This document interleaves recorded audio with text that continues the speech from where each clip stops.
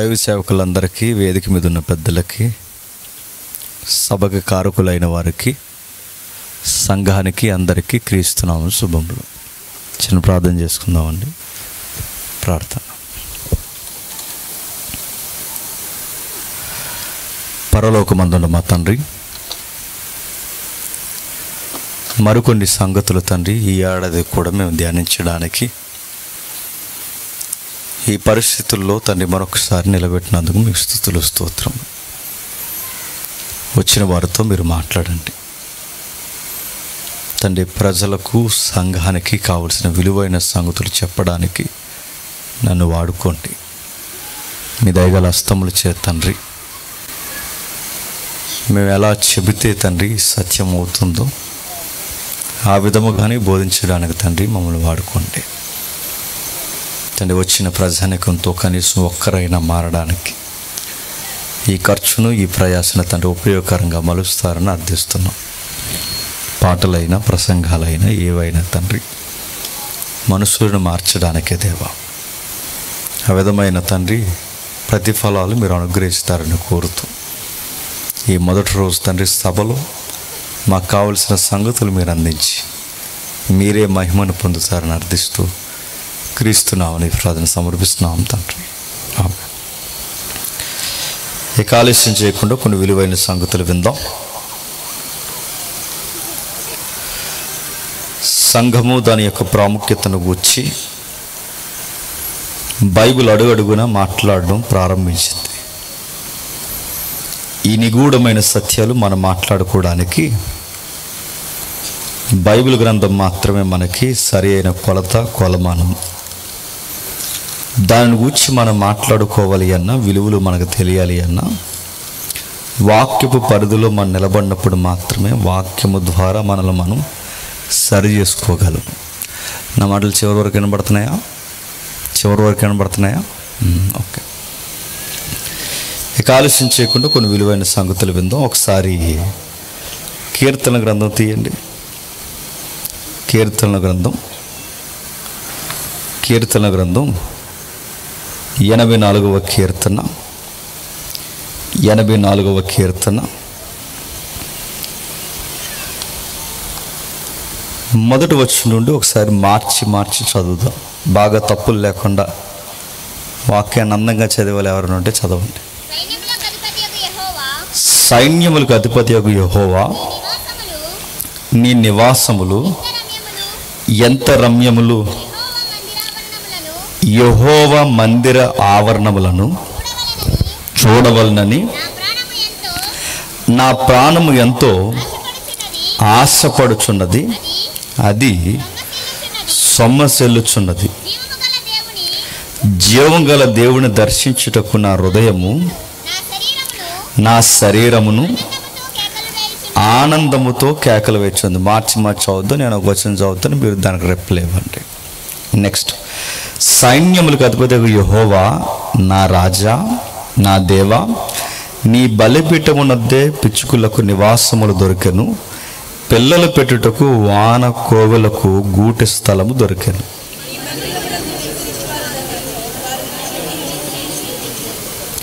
నీ వలన బలమునందున మనుష్యులు ధన్యులు. యాత్ర చేయి మార్గములు వారికి అతి ప్రియములు.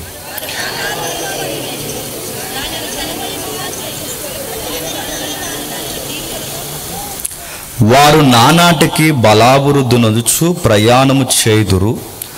వారిలో ప్రతివాడును సీయోనులో దేవుని సన్నిధిని కనబడును.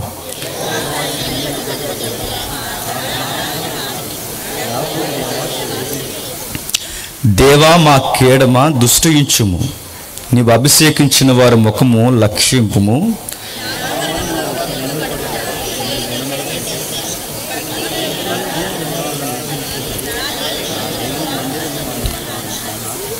దేవుడైన యెహోవా సూర్యుడును కేడుమునై ఉన్నాడు. యెహోవా యొక్క కృపయు ఘనతయు అనుగ్రహించును. యథార్థముగా ప్రవర్తించు వారికి ఆయన మేలు చేయక మానడు.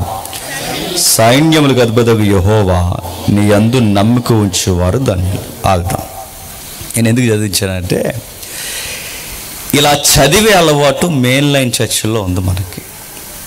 కీర్తన గ్రంథం అనగానే వాక్య పట్టణాలకే పరిమితం పెట్టాం దాన్ని. కీర్తన గ్రంథం అనగానే ఇలా మార్చి చదువుకోవడంలో పిహెచ్డీలు చేసాం మనం. పద్య భాగాలు అప్పగించినట్టు గద్య భాగాలకు వివరణ ఇచ్చినట్టు చక్కగా చదువుతాం మనం. కానీ నేను అడుగుతున్నాను, చదువుతున్న కీర్తనలో ఆ యొక్క నిగూఢమైన సత్యాలు గ్రహించే సంఘాలు కరుమరుగైపోయాయి. చాలా కాలం వరకు నాకు ఒక నేరో మైండ్ ఉండేది కీర్తనల మీద. ఒకవేళ కీర్తన చదివితే అవి దావీదు కీర్తనలు అయితేనే చదివేవాడిని.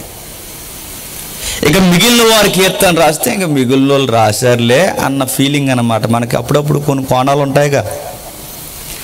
దావీదు కీర్తనలు అయితేనే బెస్ట్ సాంగ్స్ అన్నట్టు, మిగిలిన వారు సాంగ్స్ అంతా పట్టించుకోవాల్సిన అవసరం లేదన్నట్టు చాలా కాలం వదిలేసిన కీర్తనలో ఈ భావం చాలామంది సేవకులు ఉందని కూడా వాళ్ళు కూడా వివరించారు. అలాంటి విడవబడిన కీర్తనలు ఇది ఒక కీర్తన. ఈ కీర్తన చదువుతున్నప్పుడు మనం అనుకుంటాం, ఎంత ప్రత్యేకత లేకపోతే ఈ 150 కీర్తనలో దేవుడు వీళ్ళ కీర్తనలు పెట్టేస్తాడంటే దేవుడు. కీర్తన గ్రంథం కొరకు ఒక కితాబు ఉంది.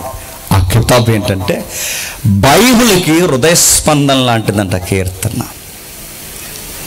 ఒక ట్యూన్ అది వినబడుతున్నప్పుడు అది హృదయానికి ఎంత హాయిగా ఉంటుందో, బైబిల్లో కూడా హృదయం లాంటిది కీర్తన గ్రంథం. ఆ కీర్తనను మనం అర్థం చేసుకోవడంలో కాస్తంత వెనకం చేసామనే చెప్పాలి. కీర్తన గ్రంథం ఎప్పుడు ఎక్కువ ఎవరు చదువుతారంటే చర్చిల్లో చదువుతారు. ఇంకెప్పుడు చదువుతారంటే ఎప్పుడన్నా మనసు బాగోకపోతే చదువుతారు. ఇంకెప్పుడు చదివితే 127 కీర్తన చదువుతారు. ఎవడైనా చచ్చిపోతే 90 కీర్తన చదువుతారు. అంతే, ఇంక చదవరు దాన్ని. ఇలాంటి కీర్తన జోలికి వెళ్ళరంటే వెళ్ళరు. ఈ కీర్తన నేను చదువుకున్నప్పుడు నా మనసుకు చాలా హాయిగా అనిపించిన కీర్తన ఇది. మొన్న రీసెంట్గా మా చర్చి విలువ ఏంటో తెలియాలని ఈ కీర్తన నేను వివరించాను. ఒకసారి చూద్దాం. ఏదన్నా ఒక సందర్భాన్ని మనం చదివినప్పుడు దానికి ఒక నేపథ్యం ఉంటుంది. ఆ నేపథ్యాన్ని మనం చదవగలిగినప్పుడే, చూడగలిగినప్పుడే ఆ కీర్తన వచనం యొక్క బరువు అర్థమవుతుంది. నా మాటలు అర్థమవుతున్నాయా? అర్థమవుకపోయినా అర్థమవునట్టు ఎట్టండి మొక్కలు, బండి ముందుకు వెళ్తుంది. అర్థమవుతున్నాయా? ఓకే, చదువుదాం. అక్కడ చిన్న అక్షరాలు ఇచ్చాడు చూడండి.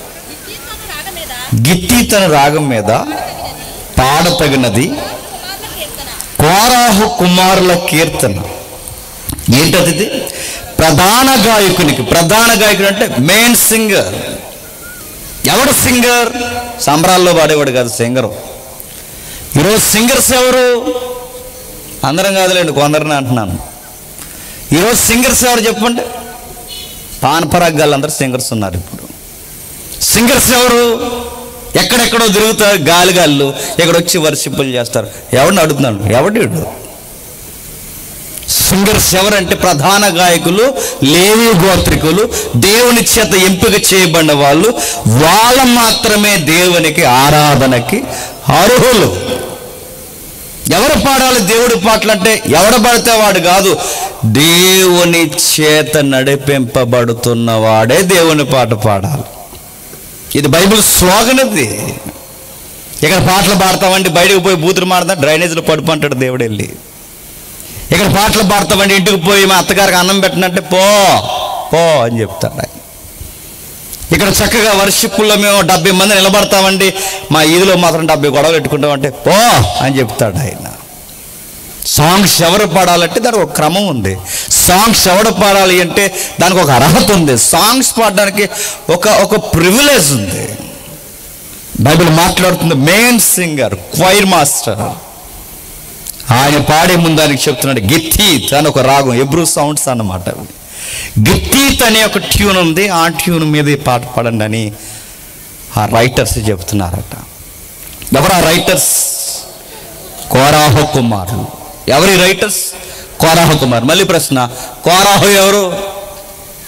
చాలాసార్లు చెప్పినాను. కోరాహు అంటే ఎవరు? మోసే గారికి బాబాయ్ ఉంటే బాబాయ్ గారు ఒక అబ్బాయి ఉన్నాడు. ఆ బాబాయ్ గారు అబ్బాయి కుదురులేనోడు కోరాహు. అంటే మోసే గారికి దగ్గరోడండి అంటే దగ్గరోడే, ఎన్నుపోటు పొడుస్తున్నాడు. యూనివర్సల్ సూత్రం ఏంటి చెప్పిన? దగ్గరోలు పొడిచేస్తారు, గుర్తెట్టుకోండి. అది ఎక్కడైనా, ఫ్యామిలీస్లో అయినా, చర్చ్లో అయినా, ఎక్కడైనా, స్నేహంలో అయినా, ఎక్కడైనా మనకు ఒక రోజు అతిపెద్ద ఎనిమీస్ ఎవరైపోతారు చెప్పనా? మనకు దగ్గర ఉన్న వాళ్ళు అవుతారు, గుర్తుపెట్టుకోండి. వాళ్ళే అవుతారు. మోసే గారికి బాబాయ్ ఉంటే బాబాయ్ గారు అబ్బాయి వాడే తిరగబడ్డాడంట. అక్కడ వరకు ఎందుకండి? మోసే అక్క ఎవరు? మిరియాము. మోసే గారు అక్క. ఆ రోజు ఆ కుర్రోడు నెలల పిల్లోడుగా ఉన్నప్పుడు ఎవరు? మోసే గారు.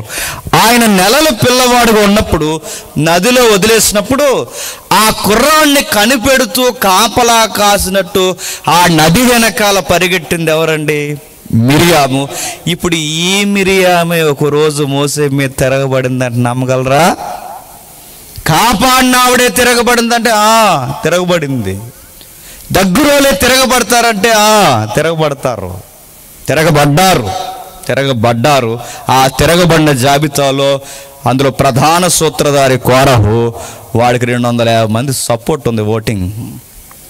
ఆ 200 ఓటింగ్ సపోర్ట్ చూసుకుని ఏమన్నాడంటే, నువ్వు ఒక నాయకుడివి, నీ వెనకాల మేము చెప్పింది మేము వినాలి.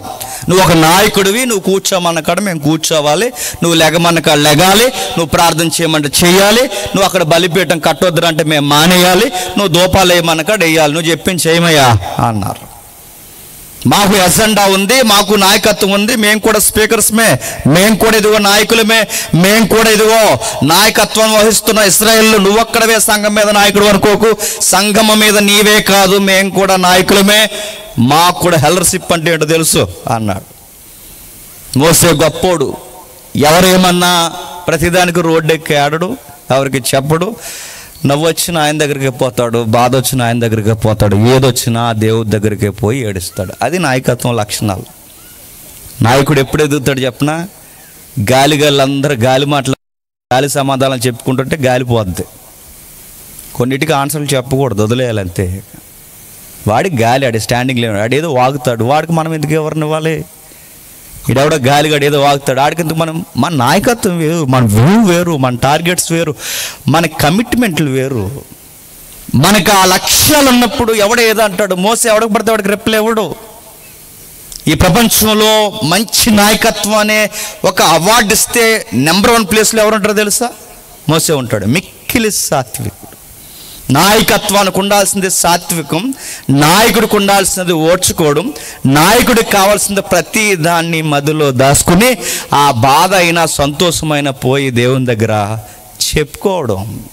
అది నాయకత్వానికి కావాల్సిన లక్షణాలు. అందుకే మోసే గారు బాధ వచ్చినా దేవుడి దగ్గరికి వెళ్తారు, సంతోషం వచ్చినా దేవుడి దగ్గరికి వెళ్తారు. ఆయన వెళ్ళి అక్కడ చెప్పుకుంటున్నాడు బాధపడి, దేవా ఇలా జరిగింది, మా వాళ్ళే తిరగబడుతున్నారంటే డోంట్ వరీ మోసెస్, నీకు విషయం చెప్తున్నాను.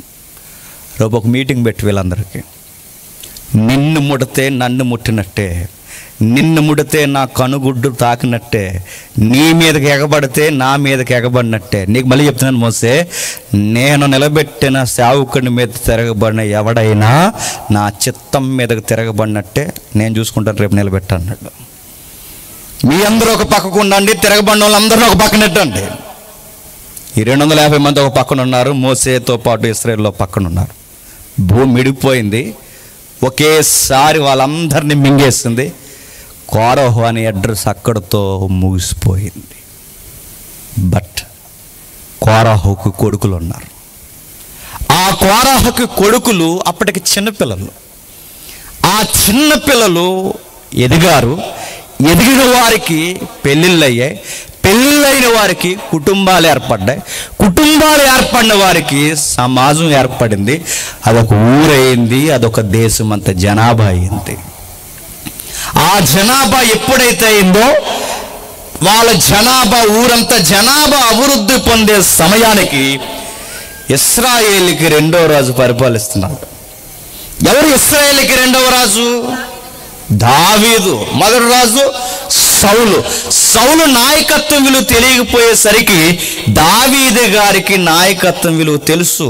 దేవుడు ఉద్దేశానుసారుడైన మనుష్యుడు, దేవుడిని హృదయ స్పందనకి దావీదు హృదయం చాలా దగ్గరగా ఉంటుంది.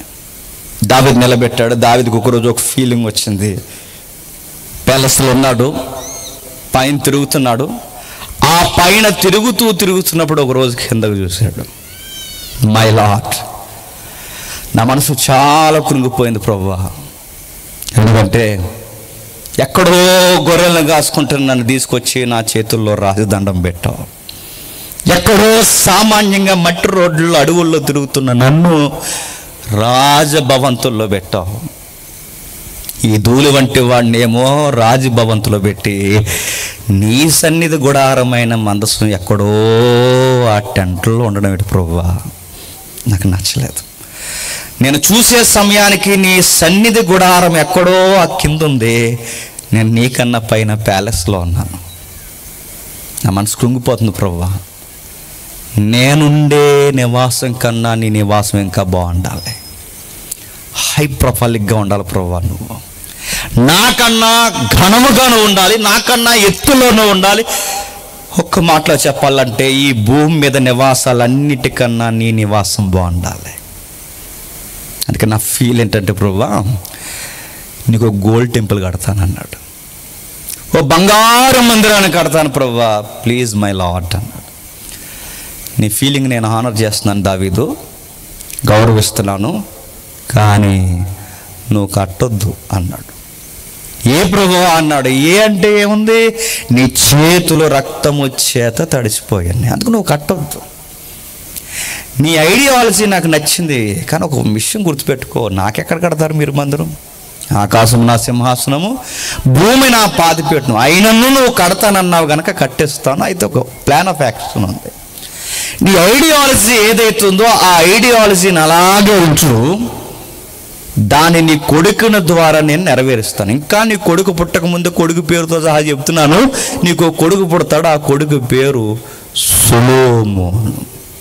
ఆయన ద్వారా కట్టిస్తాను కనుక అప్పటి వరకు నువ్వు ఈ మందిరం గొడవలు ఏం తేకంటే, అలాగే ప్రభువా నేనేం కట్టనులే అన్నాడు. అప్పుడు దావీదు ముందస్తు చూపు చూశాడండి. దావీదుకి చాలా బిగ్ పిక్చర్స్ తెలుసు ఆయనకి. ఆయన దృష్టికోణం పెద్దది కనుక ముందస్తు చూపు చూసి, నా కొడుకు నేడో రేపో వస్తాడు, వచ్చిన వాడు మందిరం కట్టాలంటే స్థలం ఉండాలిగా. 46 ఎకరాల స్థలం, కళ్ళం అనే పదం ఉంది, 46 ఎకరాల స్థలం కొన్నాడు ఆ రోజు దావీదు. ఎవడో ఒక పొరుగు వాడి దగ్గర 46 ఎకరాల స్థలం కొన్నాడు. ఆ స్థలం కొని నా కొడుకు వచ్చే సమయానికి మందిరం కట్టాలంటే స్థలం ఉండాలి. ఆ 46 ఎకరాల స్థలం కొరకు ఇప్పుడు టీవీ 9లో ఈ రోజుకి కరెంట్ న్యూస్ వస్తుంది, మీరు చూడండి. యుద్ధాలు జరుగుతున్నాయి. ఇజ్రాయెల్ దేశం యుద్ధం. మన వరకు పాలస్తీనా ఇజ్రాయెల్ యుద్ధం, ఇప్పుడు పాలస్తీనా ఒక తోకలా ధైర్యంది ఇరాన్.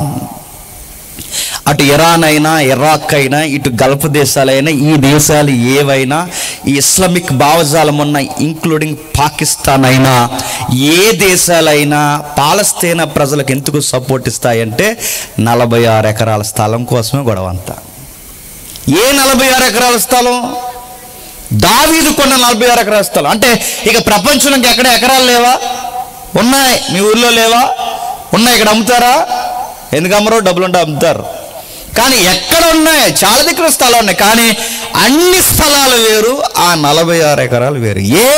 ఏ అంటే అబ్రహాముకి దేవుడు కనబడి మాట్లాడిన ఇస్సాకును బలిపీఠం ఎక్కించిన స్థలము అదే, గుర్తుపెట్టుకోండి. యాకోబుకి దేవుడు కనబడిన స్థలము అదే. దావీదు మోకరించి ప్రార్థన చేసిన స్థలము అదే. నేడో రేపో సొలొమోను మందిరం కట్టబోయే స్థలము ఆ 46. ఇన్ని సెంటిమెంట్స్ అక్కడ ఉన్నాయి కనుకే ఇటు అబ్రహాము పిల్లలు, రెండో భార్య పిల్లలు ఎవరు? ఇస్మాయేలుకి చెందిన వారు, లేదా ఈ పాలస్తీనా ప్రజలు. అంటే ఈ ప్రజలకైనా ఆ 46 ఎకరాలే కావాలి, ఇటు ఇజ్రాయెల్కైనా ఆ 46 ఎకరాలు కావాలి. అంటే అది పితరుల యొక్క సెంటిమెంట్ ల్యాండ్. అది సెంటిమెంట్ ల్యాండ్ కనుకే వాళ్ళకి అది కావాలి. ఇంకా చెప్పాలి అంటే సుమారు 5వ శతాబ్దంలో లేదా క్రీస్తు శకం 5వ శతాబ్దంలో వాళ్ళకి ఇంకా సెంటిమెంట్స్ ఉన్నాయి. అక్కడ సెంటిమెంట్స్ ఏమున్నాయంటే, వీళ్ళకి ఒక ప్రవక్త ఉంటాడు, ఆయన పేరేట నడక్కని లైవ్ వెళ్తుంది, ఇంటికి వెళ్ళాక చెక్ చేసుకోండి ఎవరో. ఆ ప్రవక్తకి గాబ్రియల్ కనిపించింది ఎక్కడంటే అక్కడే అంటారు వాళ్ళు. ఎవరైనా మీకు సంబంధించిన వారు ఇజ్రాయెల్ దేశంలో ఉంటే ఇజ్రాయెల్ ఫోటో తెచ్చుకుని ఇంట్లో అంటించుకున్నప్పుడు ఇజ్రాయెల్ దేశం చూసినప్పుడు ఒక గోల్డ్ బౌల్ కనిపిస్తుంది చూసారా, ఇలా దబ్బినిచ్చినట్టు. తాజ్మహల్కి పైన ఉంటుంది కప్పు, ఇలా దబ్బిలించి ఇలా బోర్లు ఇచ్చినట్టు ఉన్న ఆ కప్పు అదే సొలొమోను మందిరం అనుకుని మన బ్యాచ్ దానబెట్టేస్తుంటారు. అది సొలొమోను మందిరం కాదు అయ్యా, అదేంటో తెలుసా? మసీదు. ఏంటది? మసీదు. మసీదు అక్కడ అలా వచ్చిందండి అంటే అదో పెద్ద హిస్టరీ, మళ్ళీ ఇప్పుడు మొదలెడితే తెల్లారుద్ది.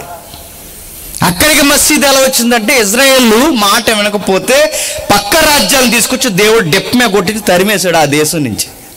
నెబుకద్నెజర్ టైంలో తరిమేశాడు, మాదీయ పార్సికుల టైంలో తరిమేశాడు, గ్రీకులు దులుమాడేశాడు, బాబిలోనియన్స్ తర్వాత మళ్ళీ 4వ సామ్రాజ్యమైన రోమన్స్ వరకు ఇశ్రాయేలును తరిమేశారు. ఈ తరుములాట మధ్య సొంత భూభాగంలో వీళ్ళు ఉండలేనప్పుడు పక్కనే కాసు కూర్చున్నారు ఎవరు?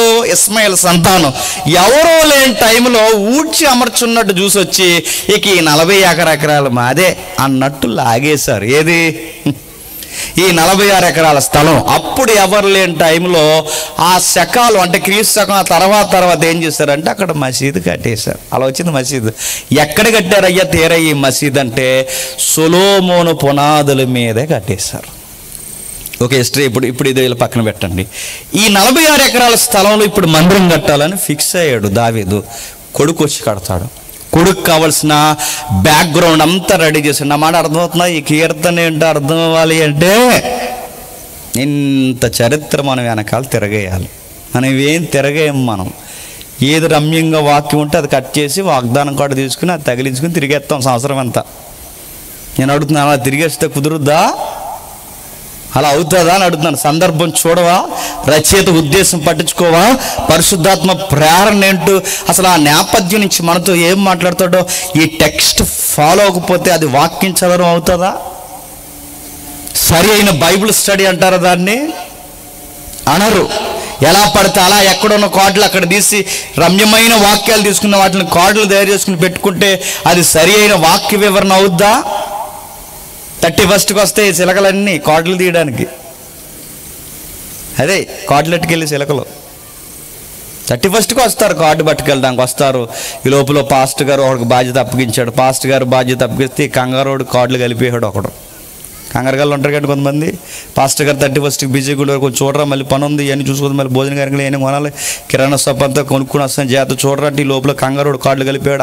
మొగోలు ఆడోళ్ళు కలిసిపోయి ఈ లోపల కార్డులు ఇద్దామన్న సమయానికి కార్డులు మారిపోయి ఒకడు కార్డు వచ్చేసింది పెళ్ళిగాన్నాడు. అందులో కార్డులు ఎలా ఉంది? వచ్చే ఏడాదికి గర్భవతి అవుతాను. అవుతాడా? సత్తాడా? అవుతాడా అని అడుగుతున్నాను. అలా అడుగుతున్నాను. అయ్యేం వ్యవహారం బైబిల్ చదువుకోడు. కార్డులు తీయచ్చా తీయకూడదన్న తర్వాత పక్కన పెట్టండి, డిబేట్ చేయట్లేదు. కానీ ఏ కార్డు తీసినా దాని సందర్భం కూడా దగ్గర పెట్టుకుని చదువుకో, దేవుడు నీతో మాట్లాడతాడు. ఇది ఇప్పుడు అర్థం చేసుకుంటున్నాం మనం. ఎకరాల స్థలం కొన్నాడు, కొడుకు వచ్చాడు అన్నట్టుగానే ఎవరు? జ్ఞాని అయిన సొలొమోను వచ్చే సమయానికి కావాల్సిన డిపార్ట్మెంట్స్ రెడీ చేశాడు దావీదు గారు. ఏమేమి డిపార్ట్మెంట్స్ రెడీ చేశాడంటే స్థలం ఉంటే సరిపోద్దా? మందిరం ఉంటే సరిపోద్దా? సేవకులు ఉండాలిగా. సేవకులు లేనప్పుడు సంఘం ఉంటే ఏమవుద్ది? సంత అవుద్ది. సేవకులు లేనప్పుడు సంఘం ఏమవుద్ది? సంత గొడవలు అవుతాయి. సేవకుడు ఉండాలి. సేవకులు ఉండాలంటే దావీదు ఒక నిర్ణయానికి వచ్చాడు. ఏ నిర్ణయానికి వచ్చాడు? సేవకులు కావాలి. ఏ పట్టిక ప్రకారం సేవకులు తీయాలి? లేవి అనే ఒక పట్టిక ప్రకారం సేవకులు తీశాడు. నెక్స్ట్ సేవకులు ఉంటే సరిపోద్దా? గాయకులు ఉండాలి. గాయకులందరినీ సుమారు ఒక 270 మంది ఉంటారు. మేజర్ ఫిగర్ అది. ఆ 270 మంది లేదా సుమారు 300 లోపు ఒక ఫిగర్ని లేవి క్రమం నుంచి మళ్ళీ గాయకులు తీశాడు. సేవకులు ఉన్నారు, గాయకులు ఉన్నారు. ఇంత ఎకరాల స్థలాన్ని దేవాలయాన్ని క్లీన్ చేయాలంటే క్లీనింగ్ డిపార్ట్మెంట్ ఉండాలిగా. ఆ క్లీనింగ్ డిపార్ట్మెంట్ చేసేవారిని, శుభ్రాలు చేసేవారిని కూడా, పరిచారకులను కూడా తీశాడు. అందరూ ఉన్నారు. అయితే ఆ మందిరాన్ని దేంతో కట్టబోతున్నారంటే గోల్డ్తో కట్టబోతున్నారు. ఆ గోల్డ్తో కట్టబోయే మందిరానికి గోల్డ్కి కాపలా ఉండాలో వద్దా? ఉండాలి కదండి. గోల్డ్ కాపలా లేకపోతే భక్తులు ఏం చేస్తారండి? చెప్పండి. గోల్డ్కి కాపలా లేకపోతే భక్తులు ఏం చేస్తారు? గుళ్ళో గంటట్టిపోతారు. శతగోపురం అట్టిపోయాడు మన గుళ్ళో తెలుసా? ఎత్తుకుంటున్నాడు పాపం ఆయన. పట్టుకెళ్ళిపోతారు. భక్తులు అక్కడ దాకెందుకు? గుడికి చర్చకు వచ్చి కొత్త చెప్పులు వేసిపోతారు, చీపుర్లు అట్టిపోతారు. గల్లా పెట్లు ఎట్టిపోతారు, కానుకల డబ్బాలు ఎట్టిపోతారు. భక్తులు అలా కూడా ఉంటారంటే అలా ఉంటారు కొంతమంది భక్తులు. అలాంటి భక్తులు చర్చిని తెలియని వాళ్ళు, దేవుడి విలువ తెలియని వాళ్ళు, భయం లేని వాళ్ళు, ఏదో అలా ఆచార సాంప్రదాయంగా చర్చికి వచ్చిన వాళ్ళు, దేవాలయానికి వచ్చిన వాళ్ళు పట్టుకెళ్ళిపోతారు. అప్పుడు అక్కడ వరకు, ఎందుకంటే గర్భగుడిలో దేవుడు మంగళసూత్రాలు అట్టిపోతారు, దేవుడు వడ్డానం పట్టిపోతారు. పనికొస్తాడంటే రాళ్ళగానే దేవుడిని కదిపితే ఆ దేవుడిని కూడా అమ్మేస్తారు. అమ్మారు, బంగారు సిలువ చేయించి చర్చిలో పెట్టండి, ప్రార్థన చేసుకుని అట్టిపోతారు. వండిస్తారా భక్తుడు? ఈ విషయం తెలుసు దావీదుకి. అందుకే ఈ భక్తులు పట్టుకెళ్ళిపోయే వ్యవహారం అని సేవకులు ఉన్నారు, గాయకులు ఉన్నారు, పరిచారకులు ఉన్నారు. ఇంత ఎకరాల స్థలంలో గోల్డ్ టెంపుల్కి కాపలా కాయాలి అంటే పహల్వాన్స్ కావాలి, సైనికులు కావాలి, బలగాలు కావాలి. ఎవరిని పెడితే బాగుంటుంది బలగాలంటే? లేవి క్రమంలో నుంచి ఒక శాఖ విడిపోయింది. ఆ శాఖే కోరాహు కుమారులు. ఆ కుమారులు ఒక పెద్ద జనాంగమై ఉన్నారు. దావీదు అన్నారు, అబ్బాయి ఇలా రండి, మీరందరూ ఏం చేస్తారంటే రాబోయే మందిరానికి పోలీసులుగా మీరు ఉండండి అబ్బాయిలు అని చెప్పాడు. అది కోరాహు కుమారులు అనగానే గేట్ కీపర్స్, చెకింగ్ డిపార్ట్మెంట్, సైనికులు. దేనికి?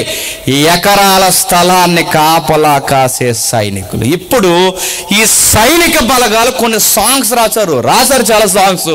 ఆ పాటల్లో వాళ్ళు డ్యూటీ చేస్తూ, మందిరాన్ని చూస్తూ, ప్రజలను అబ్జర్వ్ చేస్తూ, వస్తూ పోతున్న వాళ్ళందరినీ చూసి పాటలు రాసుకున్నారు. ఆ పాటల్లో ఒక పాటే చెప్పండి. ఇప్పుడు 84వ కీర్తన, ఇది బ్యాక్గ్రౌండ్. ఇప్పుడు వెళ్దాం, ముందుకు వెళ్దామా? చూద్దాం ఒకసారి, చదువుతారండి. సైన్యములకు అధిపతి యెహోవా, నీ నివాసములు ఎంత రమ్యములు, యెహోవా మందిర ఆవరణము చూడవలనని నా ప్రాణము ఎంతో ఆశపడుచున్నది, సొమ్మ చెల్లుచున్నది. జీవము గల దేవుణ్ణి దర్శించుటకు నా హృదయము, నా శరీరము ఆనందముతో కేకలు వేచుంది. మళ్ళీ ఒక చిన్న బ్యాక్గ్రౌండ్ చెప్తాను వినండి.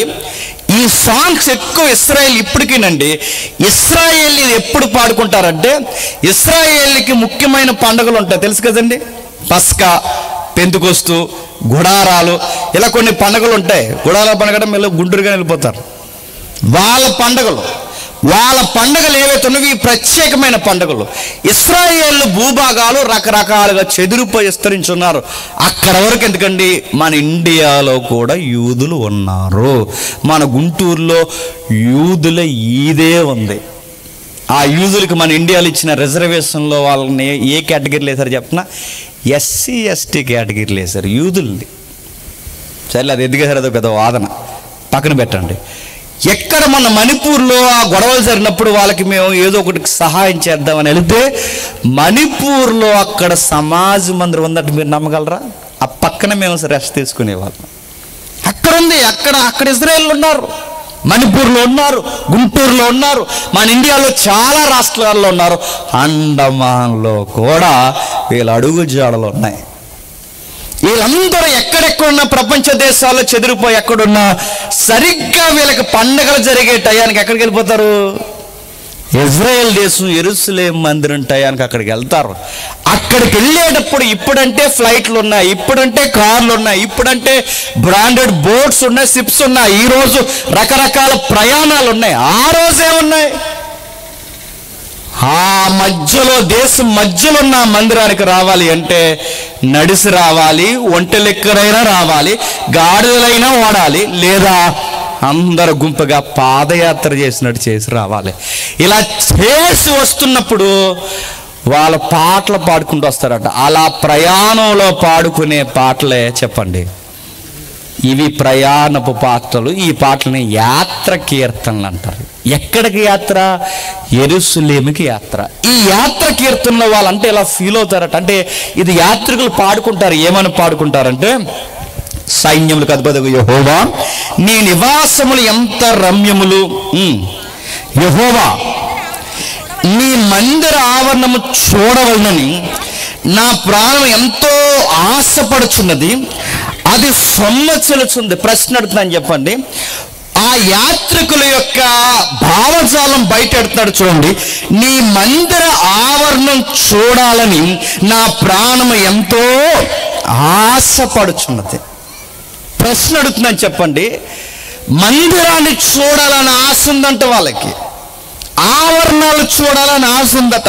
ఎందుకు మందిరాలు చూడాలి, ఎందుకు ఆవరణాలు చూడాలనుకుంటున్నారంటే అవి ఎంతో రమ్యముగా ఉంటాయట. ప్రశ్న అడుగుతున్నాను, చెప్పండి.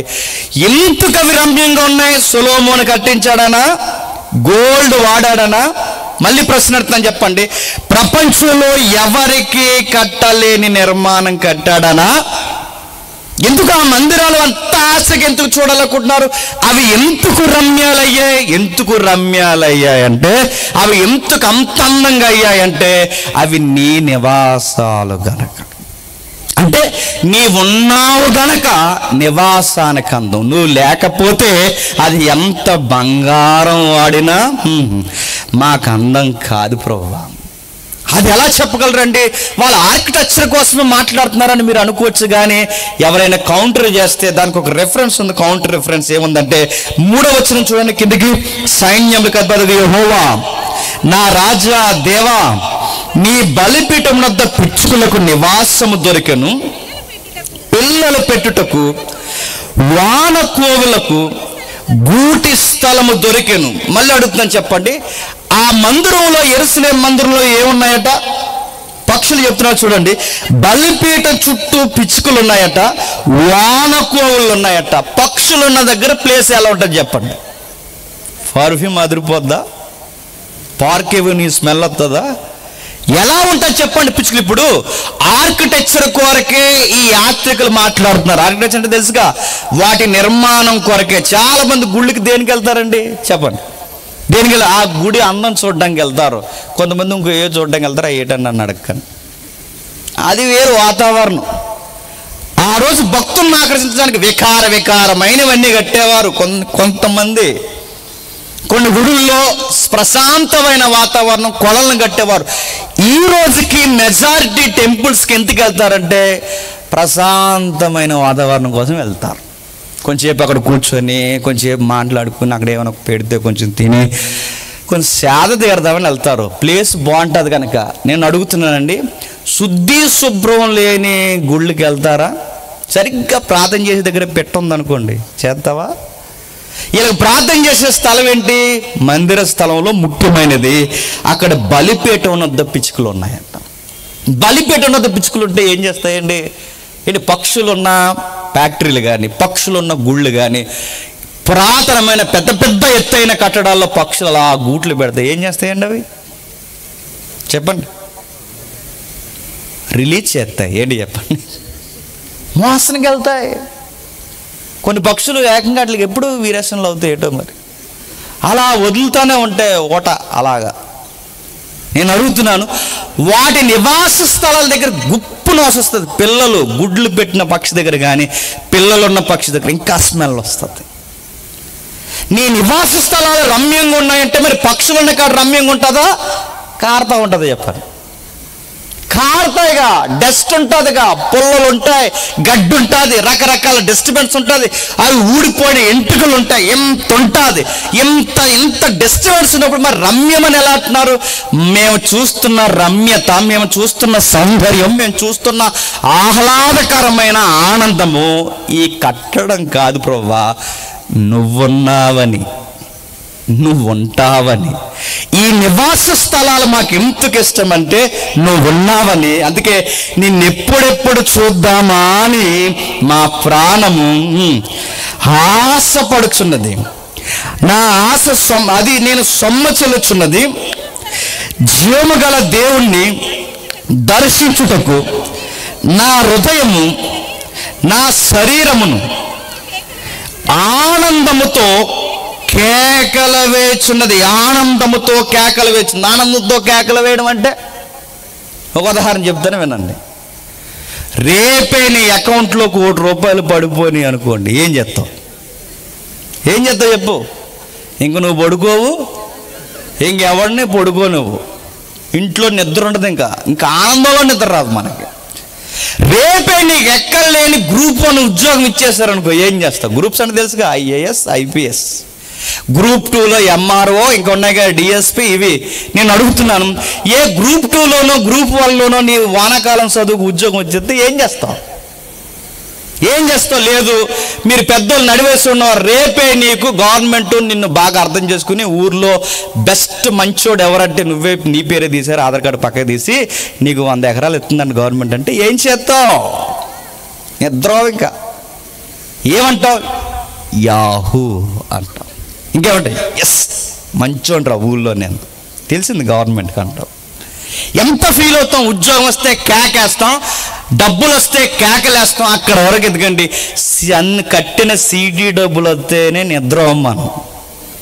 మనకి ఏదన్నా ఒక సక్సెస్, ఒక ప్రివిలేజ్, లేదా ఒక గిఫ్ట్, లేదంటే మనం ఎక్స్పెక్ట్ చేయని ఒక అద్భుతం మనకు జరిగితే ఎంత ఫీల్ అవుతామండి? అలా ఫీల్ అవుతారంట ఆ యాత్రికులు. ఒకడు కోటిస్తే ఎంత ఎగిరిగెంతేస్తాడో, ఒకడు ఉద్యోగం వస్తే ఎంత ఎగిరిగెంతేస్తాడో, రేపు చర్చికి వెళ్తున్నామంటే అంత హ్యాపీ ఫీల్ అవుతారంట వీళ్ళు. ఆ రోజుల్లో ఇస్రాయేల్కి, ఈ రోజులకైనా ఇస్రాయేల్కి ఒకే ఒక చర్చ్, మెయిన్ చర్చ్. ఏ చర్చ్ చెప్పండి? Main church. ఏ చర్చ్ చెప్పండి? యెరూషలేం మందిరం. మనకలా 5కి 70 సంఘాల చర్చిలు లేవాళ్ళకి ఒకే ఒక చర్చ్. అది దేశానికి నడిమధ్యలో ఉంటుంది. ఆ నడిమధ్యలో ఎంత దూరం ఉన్నా, వీళ్ళ ప్లేస్ కాశ్మీర్లో ఉన్నా, ఇటు కన్యాకుమారిలో ఉన్నా, అక్కడి నుంచి నదులు, గొట్లు, కొండలు, వాగులు, ఈ ఎడార్లు ఇవన్నీ దాటి అక్కడికి వస్తారట మధ్యలో మందిరానికి. ఆ మందిరానికి రావడానికి మధ్యలో ఫీల్ అవుతారట. ఆ ఫీల్ ఎటు చెప్పినా, ఎప్పుడెప్పుడు చూసేస్తామా అని ఫీల్ అవుతారట. అరే 6 నెలలు అయిపోయిందిగా, ఇంకా 6 నెలల తర్వాత రేపు మనం చర్చికి బయలుదేరుతున్నాం అనగానే వెంటనే పబ్లిక్ అంటారంట, ఎస్ రేపు మేము చర్చికి వెళ్తున్నాం అంటారంట. రేపు 1 ఇయర్ అయిపోతుంది, మళ్ళీ మనం చర్చికి బయలుదేరుతున్నాం కానీ ఎస్ చర్చికి వెళ్ళాలి అని ఫీల్ అవుతారట. నేను మిమ్మల్ని అడుగుతున్నాను, ఈరోజు శనివారం, రేపు ఆదివారం అంటే ఏం ఫీల్ అవుతారు చెప్పండి? ఎస్ చర్చికి రేపు వెళ్ళాలి అంటారా? రేపు చర్చికి వెళ్ళాలిరా, ఆదివారం పెట్టారట్రా ప్రోగ్రాం, మరి ఎప్పుడు పెట్టాలి నీకు?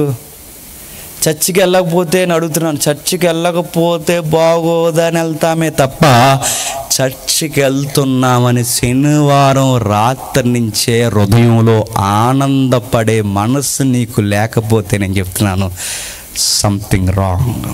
నీ భక్తిలో ఏదో తేడా ఉంది. నీ చర్చి పట్ల నీకు సరి అయిన అవగాహన లేదు. చర్చికి ఎందుకు వస్తారయ్యంటే వీళ్ళు చెప్తున్నారు, దేవుడు ఉంటాడండి, ప్రెజెన్స్ ఆఫ్ గాడ్. ఆ దేవుడు ఉనికి ఎక్కడ ఉంటుంది? ఆయనతో మాట్లాడే ఒక బెస్ట్ టైమింగ్ సార్ చర్చ్ అంటే. అందుకే సార్ ఎప్పుడు ఆదివారం వస్తుందని సోమవారం వచ్చిన దగ్గర నుంచి ఎదురు చూస్తాం సార్ అంటారంట వాళ్ళు. వాళ్ళ చర్చ్ కొరకు ఎదురు చూస్తారట, మనం చర్చ్ కొరకు ఎదురు చూడవండి. చర్చికి వచ్చి చర్చ్ ఎప్పుడు వదిలేస్తారా అని ఎదురు చూస్తాం మనం. మీటింగ్ వచ్చి మీటింగ్ ఎప్పుడు వదిలేస్తారా అని చూస్తాం. యారా ఈ మధ్య నువ్వు చర్చి మానేస్తావంటారా అని అడిగితే, ఈ చర్చి మాని ఆ చర్చికి వెళ్తున్నావారా అంటే, ఈ పోటుగాడు అన్నాడట, పాస్టర్ గారు ఈ మధ్య అత్తమాలు ఏళ్ళు నా మీదకి ఎడుతున్నాడు అన్నాడట. వీళ్ళు ఎత్తకూడదు, గద్దించకూడదు, ఏమనకూడదు అన్నంతకు మానేసి పోటు కూడా ఏడో చర్చికి వెళ్ళిపోయాడు అని అడుగుతున్నాను. ఇక్కడ స్థిరం లేని, వరం లేని, స్థిరం లేనివాడికి రేపు పొద్దున్న ఏ చర్చికి వెళ్ళినా వీడికి వరం స్థిరం ఉంటుందా చెప్పండి? ఉండదు. నీకు ఈ చర్చిలు తెలియనప్పుడు నువ్వు ఏ చర్చికి వెళ్ళినా నిలబడవరయ్యా, గద్దిస్తాడు, ఏడట్టు చూపిస్తాడు.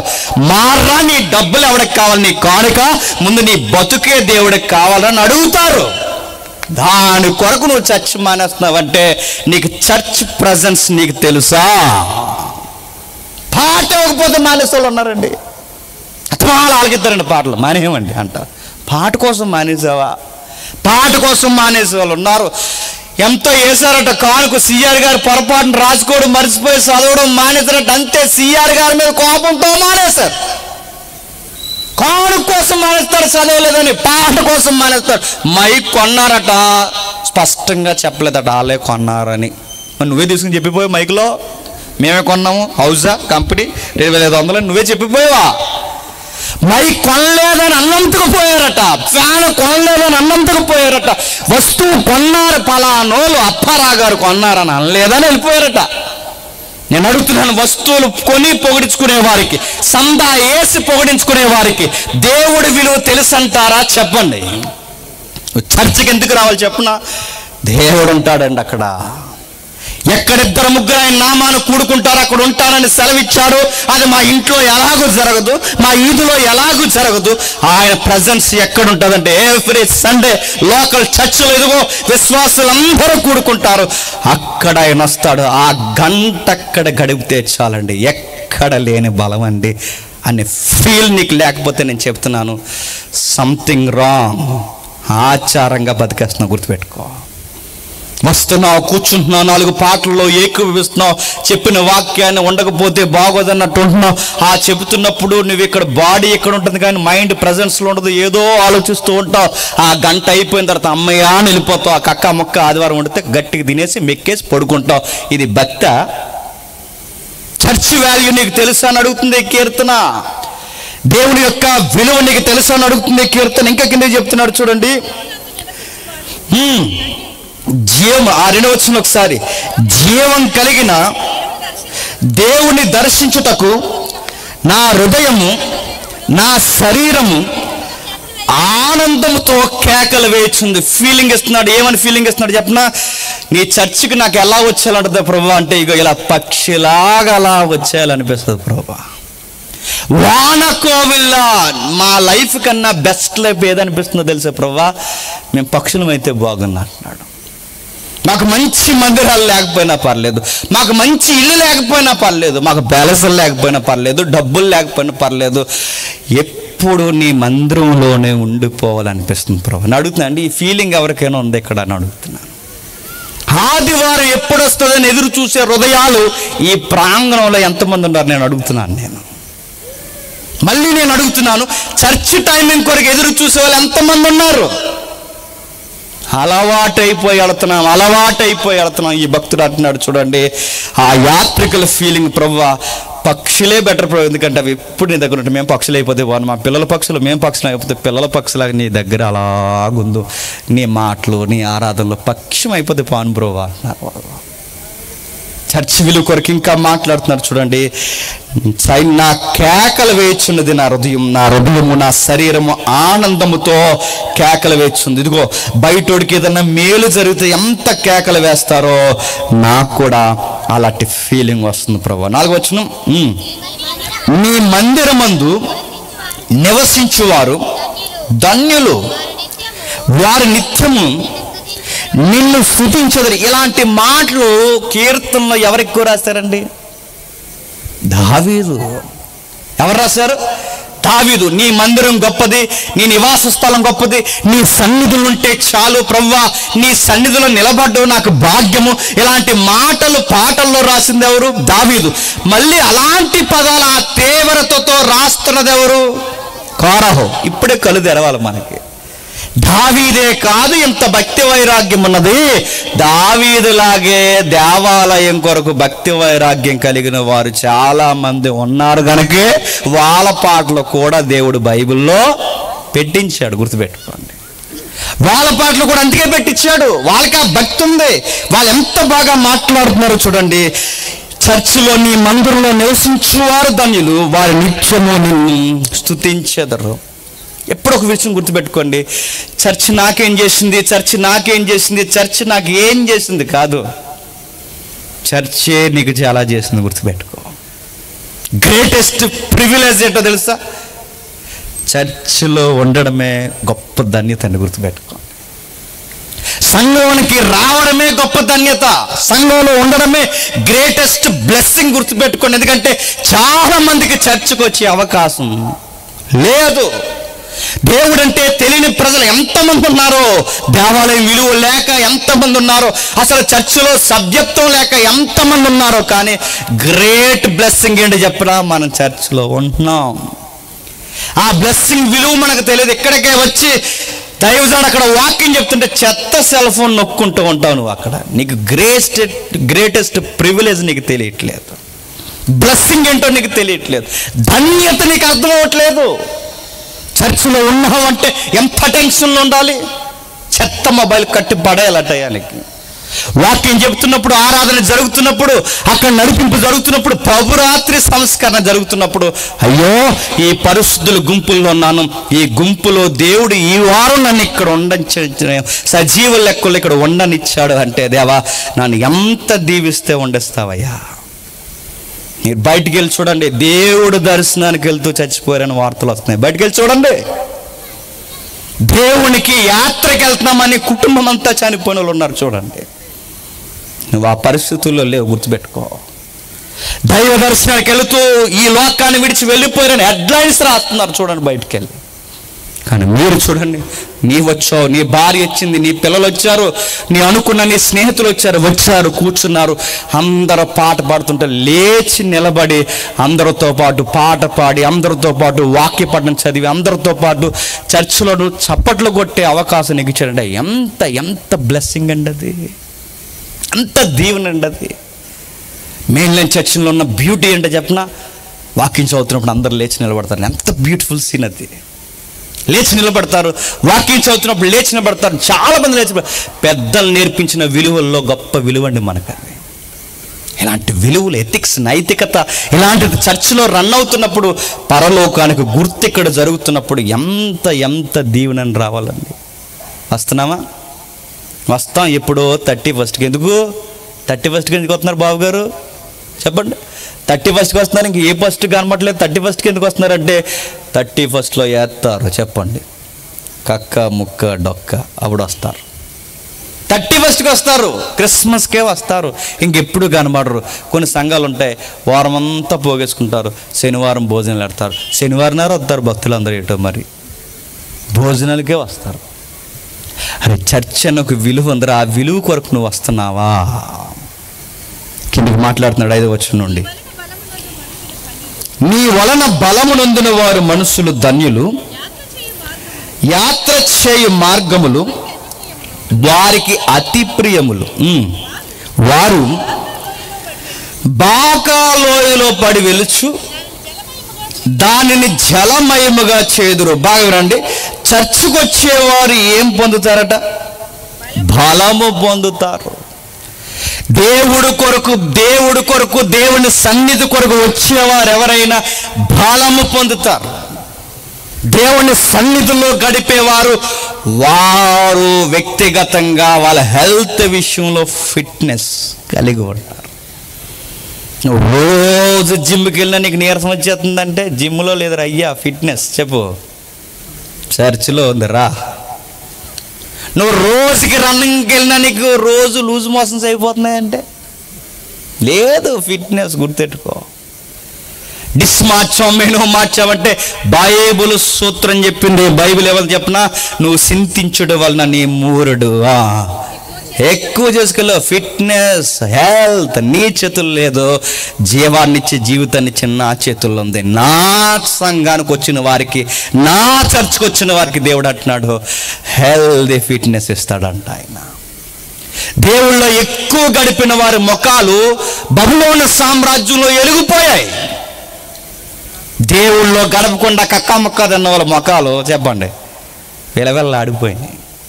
దానియేలు ముఖం చూడండి, దానియేలు స్నేహితుల ముఖాలు చూడండి, ఎంత వెలుగండి, ఎంత ప్రకాశంగా ఉన్నాయండి. వాళ్ళకి ఆ బ్యూటీ ఎలా వచ్చిందంటే శాఖాధాన్యాలు తినడం వల్ల కాదు. వాళ్ళకి ఆ బ్యూటీ ఎందుకు వచ్చింది చెప్పిన, దేవునికి వెలుగుకి దగ్గరగా ఉన్నారు కనుక, దేవుడికి దగ్గరగా ఉన్నారు కనుక ఆ బ్యూటీ వచ్చింది. మళ్ళీ నేను చెప్తున్నాను, మీరు ఆరోగ్యంగా బలముగా చక్కగా మీరు ఉండాలి అంటే బైబిల్ సెలవిస్తుంది దేవుని సన్నిధిలో ఎక్కువ ఉండాలని ఆశపడండి. ఉంటారా? ఈరోజు ఆల్ నైట్ ప్రేయర్ అంటే ఎంతమంది ఉంటారు ఇక్కడ? మిమ్మల్ని అడుగుతుంది, ఈరోజు ఆల్ నైట్ మీటింగ్ అని ఎంతమంది ఉంటారు చెప్ప? నువ్వు ఉండు అని పోతారు. ఉంటారా? ఇలా రెఫరెన్స్ అవుదానికి ఎందుకు చూసే లోపు చాలామంది వెళ్ళిపోతారు. నేను అడుగుతున్నానండి, మనకి దేవుడితో ఎక్కువ ఉండాలనిపించట్లేదంటే నేను మళ్ళీ చెప్తున్నాను, దేవుడు ఉన్న స్థలాల్లో, దేవుడు నివసిస్తున్న సహవాసాల్లో నీకు ఎక్కువ ఉండాలనిపించట్లేదంటే నువ్వు తేడాగా ఉన్నావు, అది గుర్తుపెట్టుకో. నువ్వు తేడాగా ఉన్నావు, అది గుర్తుపెట్టుకో. నీకు ఎక్కువ ఒక బైబిల్ చెప్తున్నప్పుడు నీకు వినాలనిపించలేదు, నువ్వు తేడాగా ఉన్నావు.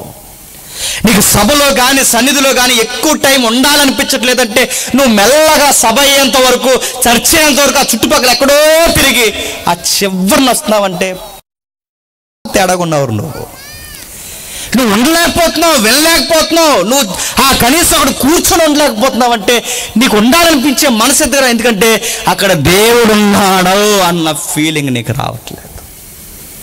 కిందకి చెప్తున్నాడు దేవుడు మాట్లాడుతూ, బలము పొందుతారు యాత్ర చేయవారు వారి మార్గములు వారికి ప్రియములు. వాళ్ళ రూట్ మ్యాప్ అంట, చర్చ్ రూట్ మ్యాప్. వాళ్ళ చర్చ్ ఏంటండి మర్చిపోకండి, యెరూషలేము మందిరం. వాళ్ళ చర్చ్ రూట్ మ్యాప్ జీపీఎస్లో లేదంట. చెప్పండి, వాళ్ళ రూట్ మ్యాప్, వాళ్ళ జీపీఎస్ మైండ్లో ఉందంట.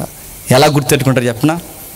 ఎక్కడో నడుచుకుంటూ వెళ్తున్నారు అనుకోండి, ఇంకా 2 ఊర్లండి, ఈ 2 ఊర్లు దాటేస్తే చర్చ్ వచ్చేస్తుందండి అనుకుంటారంట. ఈదులోకి తిరిగాల టర్న్ ఒక్కసారి అలా వెళ్తే చర్చ్ వచ్చేస్తుందండి ఫీల్ అవుతారట. ఊర్లు లెక్కెట్టుకుంటారంట, వీధులు లెక్కెట్టుకుంటారట. ఆ దగ్గర, ఆ స్థలం దగ్గరయ్యే కొలది ఆ మార్గాలు వాళ్ళకి ఎలా ఉంటాయంట, ప్రియంగా. లాస్ట్ టైం మన చర్చికి వెళ్ళినప్పుడు కదా ఎక్కడేగా నిలబడే టీ తాగాం అనుకుంటారంట వాళ్ళు. అది కూడా బ్యూటీయే వాళ్ళకి. లాస్ట్ టైం మనం దేవుని దగ్గరికి వెళ్తున్నప్పుడు ఇదిగో ఇక్కడే కాస్త అలసట కొరకు అక్కడ నిలబడ్డాం, అప్పుడు కొంచెం వాటర్ తాగేసి మళ్ళీ వెంటనే బయలుదేరి ఎక్కడేగా వస్తాం, ఇక్కడికి వచ్చేస్తే ఇంక వచ్చినట్టే అనుకుంటారు. మనము నడుతున్నాను, మనం ఆ ఈది నుంచి ఈదికి చర్చికి రావడం నీకు ఎంత ఒళ్ళు బద్ధకమో నీకు.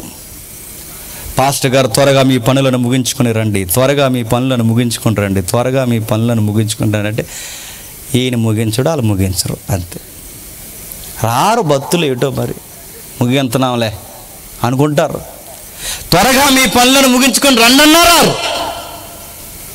ఏంటంటే నేను అడుగుతున్నాను మళ్ళీ చర్చిలు తెలియని పనికి మాలోళ్ళకి ఎప్పుడు ఆలస్యం. చర్చికి వచ్చేవాళ్ళు ఆతృతతో వస్తారు. అదిగో చర్చ్ స్టార్ట్ అయిపోతుంది, త్వరగా వెళ్ళిపోవాలి, త్వరగా చర్చ్ స్టార్ట్ అయిపోతుంది, మళ్ళీ వచ్చి వండుకుందాం, అవసరమైతే మళ్ళీ వచ్చి వండుకుందాం అనుకో. మనం చర్చ్ అయిపోయి వండుకునే వెళ్దాం. చర్చ్ అయిన వెంటనే అని తినేయాలి, వెంటనే తినేయాలి. వచ్చిన వెంటనే ఇంకా వర్క్లు ఏమి ఉండకూడదు. ఆ టయానికి చర్చ అయిపోయినా పర్లేదు, మనకి చక్కటి సాంబారు, చక్కటి ఫ్రైలు చక్కగా చేసుకుని అంత అయిన తర్వాత లాస్ట్కు మజ్జిగ పులుసు కూడా చేసేసి అప్పుడు వెళ్తాం చర్చికి. మరి లోపల మరి ప్రసంగం స్టార్ట్ చేయాలండి, అయిపోయి ప్రసంగం ప్రతి వారం ప్రసంగం అండి అన్నారు. నేను అడుగుతున్నాను, చర్చిలకు తెలుసు అంటారు వాళ్ళకి తెలియదండి, కానీ వాళ్ళు మాట్లాడుకుంటున్నారట. అయ్యో దేవుని మార్గములు ఎంత ప్రియములుగా ఉంటాయి, చర్చికి వెళ్తున్నప్పుడు ఆ మార్గాలు ఎంత బాగుంటాయని మాట్లాడుకుంటూ కిందికి అంటున్నారు. చూడండి, ఈ పదం చాలా బాగా అర్థం కావాలి మనకి. కిందికి, వారు బాకాలోయలో పడి వెలుచు దానిని జలమయంగా దీని మీద కొంచెం డిబేట్ ఉంది. ఈ ఒక్క వచనం మీద బైబిల్ పండితుల మధ్య చాలా డిబేట్ ఉంది. ఆ డిబేట్ ఏంటంటే, బాకాలోయ అనగానే ఎక్కడే వాడేదారండి, బాకా అనే పదం ఇక్కడే వాడారు. ఇక బైబిల్ ఇంకెక్కడ పదం ఉండదు బాకా అనే పదం. ఈ బాకాలోయ అనే పదం ఇక్కడ వాడారు. చాలామందిని వక్రీకరించే ప్రయత్నం చేశారు. బాకా అని రాయకూడదు, ఎబ్రూలో బాకా అని ఉండదు, మక్కా అని ఉంటుంది అన్నారు. నేను తొలినాళ్ళలో బైబిల్ నేర్చుకున్నప్పుడు ఒక 16-15 సంవత్సరాల క్రితం బైబిల్ నేర్చుకున్నప్పుడు ఎక్కువ బైబిల్ డిబేట్స్ జరిగేవి. వీళ్ళకి మన క్రైస్తవ వక్తలకి డిబేట్స్ జరుగుతుంటే కాకినాడలో జరుగుతున్నప్పుడు ఇవి చూడడానికి వెళ్ళేవాడు. నేను చూడడానికి వెళ్తే అపోజిషన్లో ఉన్న ఆ వక్త ఈ రిఫరెన్స్ ఎత్తాడండి. నాకు బాగా గుర్తు ఈ బాకా అనే పదం. ఆ రిఫరెన్స్ ఎత్తే ఏమన్నా తెలుసా, మీ బైబిల్లో మా స్థలం కొరకు ఉంది, చూపించమంటావా? లైఫ్ టైం ఛాలెంజ్ అన్నాడు మనోడు. లైఫ్ టైం వద్దు, 1 minute చూపించేస్తాడు ఆయన. చూపించంటే ఒకరొకరు సవాల్ చేసుకున్నంత పని అయింది, చూపిస్తాను చూడు అని ఈ పదం చూపించాడు. ఇదిగో బాకా అంటే ఏంటో తెలుసా, మక్కా అన్నాడు. యెరూషలేముని ఎవరైనా దర్శించాలంటే ముందు దేన్ని దర్శించి రావాలో తెలుసా అన్నాడు ఆయన. దేన్ని దర్శించాలి చెప్పండి, అక్కడ వాళ్ళ వివరణ బట్టి మక్కాను దర్శించిన తర్వాత యెరూషలేం దర్శించాలన్నాడు ఆయన ఆ రోజు డిబేట్లో. మనోడేం మాట్లాడతలేదు, నాకు భయం వేసింది. ఏం చెప్పట్లేదు, ఒక వివరణ హిస్టారికల్గా అది చెప్పలేదు. అది సంకల గుద్దుకున్న పాయింట్ లాగా రోజు చెప్పారు ఆ రోజు. కానీ ఈరోజు పండితులు దానికి వివరణ ఇచ్చారు. ఆ పండితులు ఇచ్చిన వివరణ ఏంటంటే, బాకా అనేది ఒక లోయ. అది కొంచెం కష్టతరమైన లోయ. అంటే యెరూషలేముకి దగ్గరకు వెళుతున్నప్పుడు, లేదా యెరూషలేము కొంచెం కొన్ని మైళ్ళు లేదా కొన్ని పదుల సంఖ్యలో దూరంలో ఉంది, కొన్ని పదుల మీటర్లో లేదా మైళ్ళ సంఖ్యలో ఇక యెరూషలేము వచ్చేస్తుందని కనుసూపు మేర దగ్గరలో, లేదా ఈ జాగ్రఫికల్గా మాట్లాడుకుంటే కొంచెం అలసట తీసుకోవడానికి టైం లైన్ ఏమన్నా ఉంది అన్నప్పుడు ఒక కష్టమైన లోయ తగులుతుంది. ఎందుకంటే యెరూషలేము మందిరం 46 ఎకరాలు దావీదు ఎక్కడ కొన్నాడండి? పైన కొన్నాడు. అసలు యెరూషలేము అంటేనే కొండల మీద ఉంటుంది, గుర్తుపెట్టుకోండి. కొండల మీద ఉండే పట్టణమే యెరూషలేము. అలాంటి పట్టణం పైకి పోవాలంటే ఎప్పుడు ఈ కొండలకి లోయలు ఉంటాయి, స్నోప్ గ్రౌండ్స్ ఉంటాయి. ఆ కిందకు వచ్చేస్తే కొన్ని పేర్లు ఉన్నాయి లోయలకి. అందులో బాకా లోయ అనేది ఒకటి. ఈ బాకా లోయ సరిహద్దుల దగ్గరకు వచ్చేసరికి చాలా కష్టమైపోద్దండి. సదునైన నేల మీద నడవచ్చు, కానీ స్నోప్ గ్రౌండ్ మీదకి ఎక్కలేం. ఇలా వాలుగా ఉండే ఈ స్థలం మీదకి ఎక్కగలవా? ఎక్కి చూడండి ఎలా ఉంటుందో. ఇప్పటికే సీనాయి పర్వతం అండి, చాలామంది వెళ్తారు కదా ఇజ్రాయెల్ దేశాన్ని చూడడానికి. ఇప్పటికే సీనాయి పర్వతం అండి, ఇప్పటికిప్పుడు ఎలాగున్నవారు అలా ఒట్టి కాళ్ళతో అలా నడిచి వెళ్ళాలంటే సీనాయి పర్వతం మీదకి 5 గంటలు పడుతుంది అంట. 5 గంటలు. మరి ఆ పెద్ద ఆయన ఎలాగెళ్ళాడు ఏంటో 40 రోజులు. ఎవరు? ఈ అడ్వాన్స్ టెక్నాలజీలు ఇలా నడిచి GPS పెట్టుకుని వెళితే సెంటర్ ఏరియాకి దేవుడు కనబడిన స్థలానికి అక్కడికి వెళ్ళాలంటే 5 గంటలంట. ఖచ్చితంగా అక్కడికి వెళ్ళేసరికి అందరికీ జ్వరం వచ్చేద్దట, అంత కష్టం అంట. అలాంటి కొండల్ని ప్రాంతాలు కలిగిన ప్రాంతం ఇజ్రాయెల్ దేశం. ఆ ప్రాంతాల్లో మొరియా పర్వతాలు. ఆ మొరియా పర్వతాల్లో ఒక పర్వతం ఇదిగో ఈ సొలొమోను కట్టిన మందిర స్థలాలు. ఇప్పుడు అక్కడ పోలంటే లోయలు తగులుతాయి. ఈ లోయకి వచ్చేసరికి మొత్తం అలసిపోతారు. పైకి వెళ్ళడానికి ఎనర్జీ కావాలి. ఎనర్జీ కావాలంటే ఏం కావాలండి? చెప్పండి. బిర్యానీ తింటున్న ఎనర్జీ పోద్ది. ఏం కావాలి? వాటర్ కంటెంట్ కావాలి. ఆ టైంలో వీళ్ళ వాటర్ కోసం ఎదుగుతారట. దేవుడు అప్పుడు వాటర్ ప్లాంట్ల మాదిరి ఆ లోయని రెడీ చేసి ఉండుతాడట. ఏ లోయ? అక్కడ సదునైన చిత్తడి నేల లైన్ చేస్తుంటాడంట ఆ బాకా లోయ.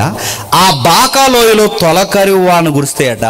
తొలకల వాన కురిసినప్పుడు ఆ నేల కొంచెం చిత్తడిగా ఉండే నేల గనక ఆ నేల స్పాంజి మాదిరి అది నీళ్ళు పీల్చేసుకుని ఉంటుందట. ఈ వచ్చిన వాళ్ళందరూ ఏం చేస్తారంటే మన ఏరియాలో చూడండి, మన ఏరియాలో చాలా తక్కువ లోతు తవ్వుతే నీళ్ళు వచ్చేస్తాయి మనకి. కానీ తెలంగాణ ఏరియాకి వెళ్ళండి 300 అడుగులు తవ్వున రావు నీళ్ళు అక్కడ. అందుకే వాళ్ళకి బోరు బావులు ఎక్కువ ఉంటాయి. మన ఏరియాలో అడుగు తవ్వుతూ వస్తాయి. కానీ ఇక్కడ చూడండి, జస్ట్ ఇలా చేత్తో ఇలా గొయ్యెట్టి అలా తీస్తే బాకాలోయలో నీళ్ళు అలా స్పాంజీలోంచి వచ్చినట్టు వచ్చేస్తాయి అట. దేవుడు వీళ్ళ యాత్ర టైమింగ్ ఉంటుంది. వీళ్ళ యాత్ర చేసే టయానికి వీళ్ళకి వర్షాలు కురిపించి ఆ వర్షాలన్నీ గురిసేలా చేసి అక్కడ నీరు నిల్వ చేసి ఈ మట్టిని ఇలా ఒక్కసారి అలా తీసేసరికి దోసులతో నీళ్ళు తాగంతో శుభ్రంగా నీళ్ళు వచ్చేస్తాయట.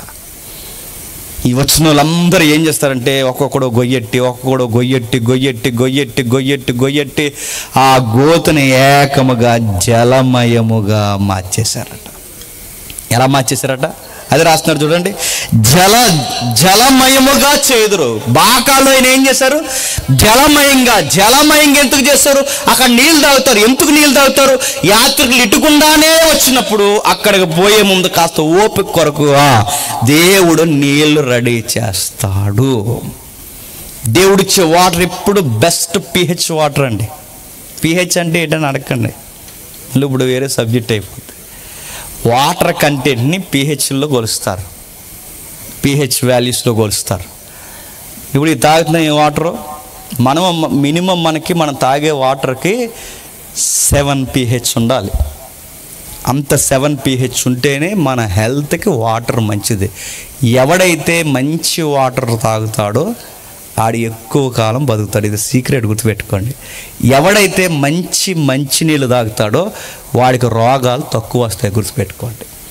మరి ఇది మంచి నీళ్ళే కదంటే ఇది మంచిదే, కానీ ఇందులో pH 3 ఉంటుంది. ఎంత? 3 ఉంటుంది. ఇంకా మీకు చెప్పాలి అంటే థమ్స్ అప్పులు, ఆ సప్పులు, ఈ అప్పులు తాగుతున్నాగా, అందులో కూడా ఎంత ఉంటుందో చెప్పనా? అందులో కూడా 2.5-3 pH. మొన్నే చదివాను దీని గురించి. ఇదంతా నాకు తమ్ముడు చెప్తుంటే ఆశ్చర్యం వేసింది. అందులో కూడా 3 అంటే డ్రింక్ తాగిన ఒకటే, చెప్పండి, ఇది తాగిన ఒకటే. మరి పంచాయతీ వాటర్ అంటే పంచాయతీ వాళ్ళు బీసింగ్తోనే పోగొడతారు. ఉన్న pH. ఆడు చాలామంది పంచాయతీలు అందరిని అంటలేదని కొంతమంది, చాలామంది పంచాయతీలు ఆత్మ వల్ల ఉంటారు అక్కడ ఏటో మరి.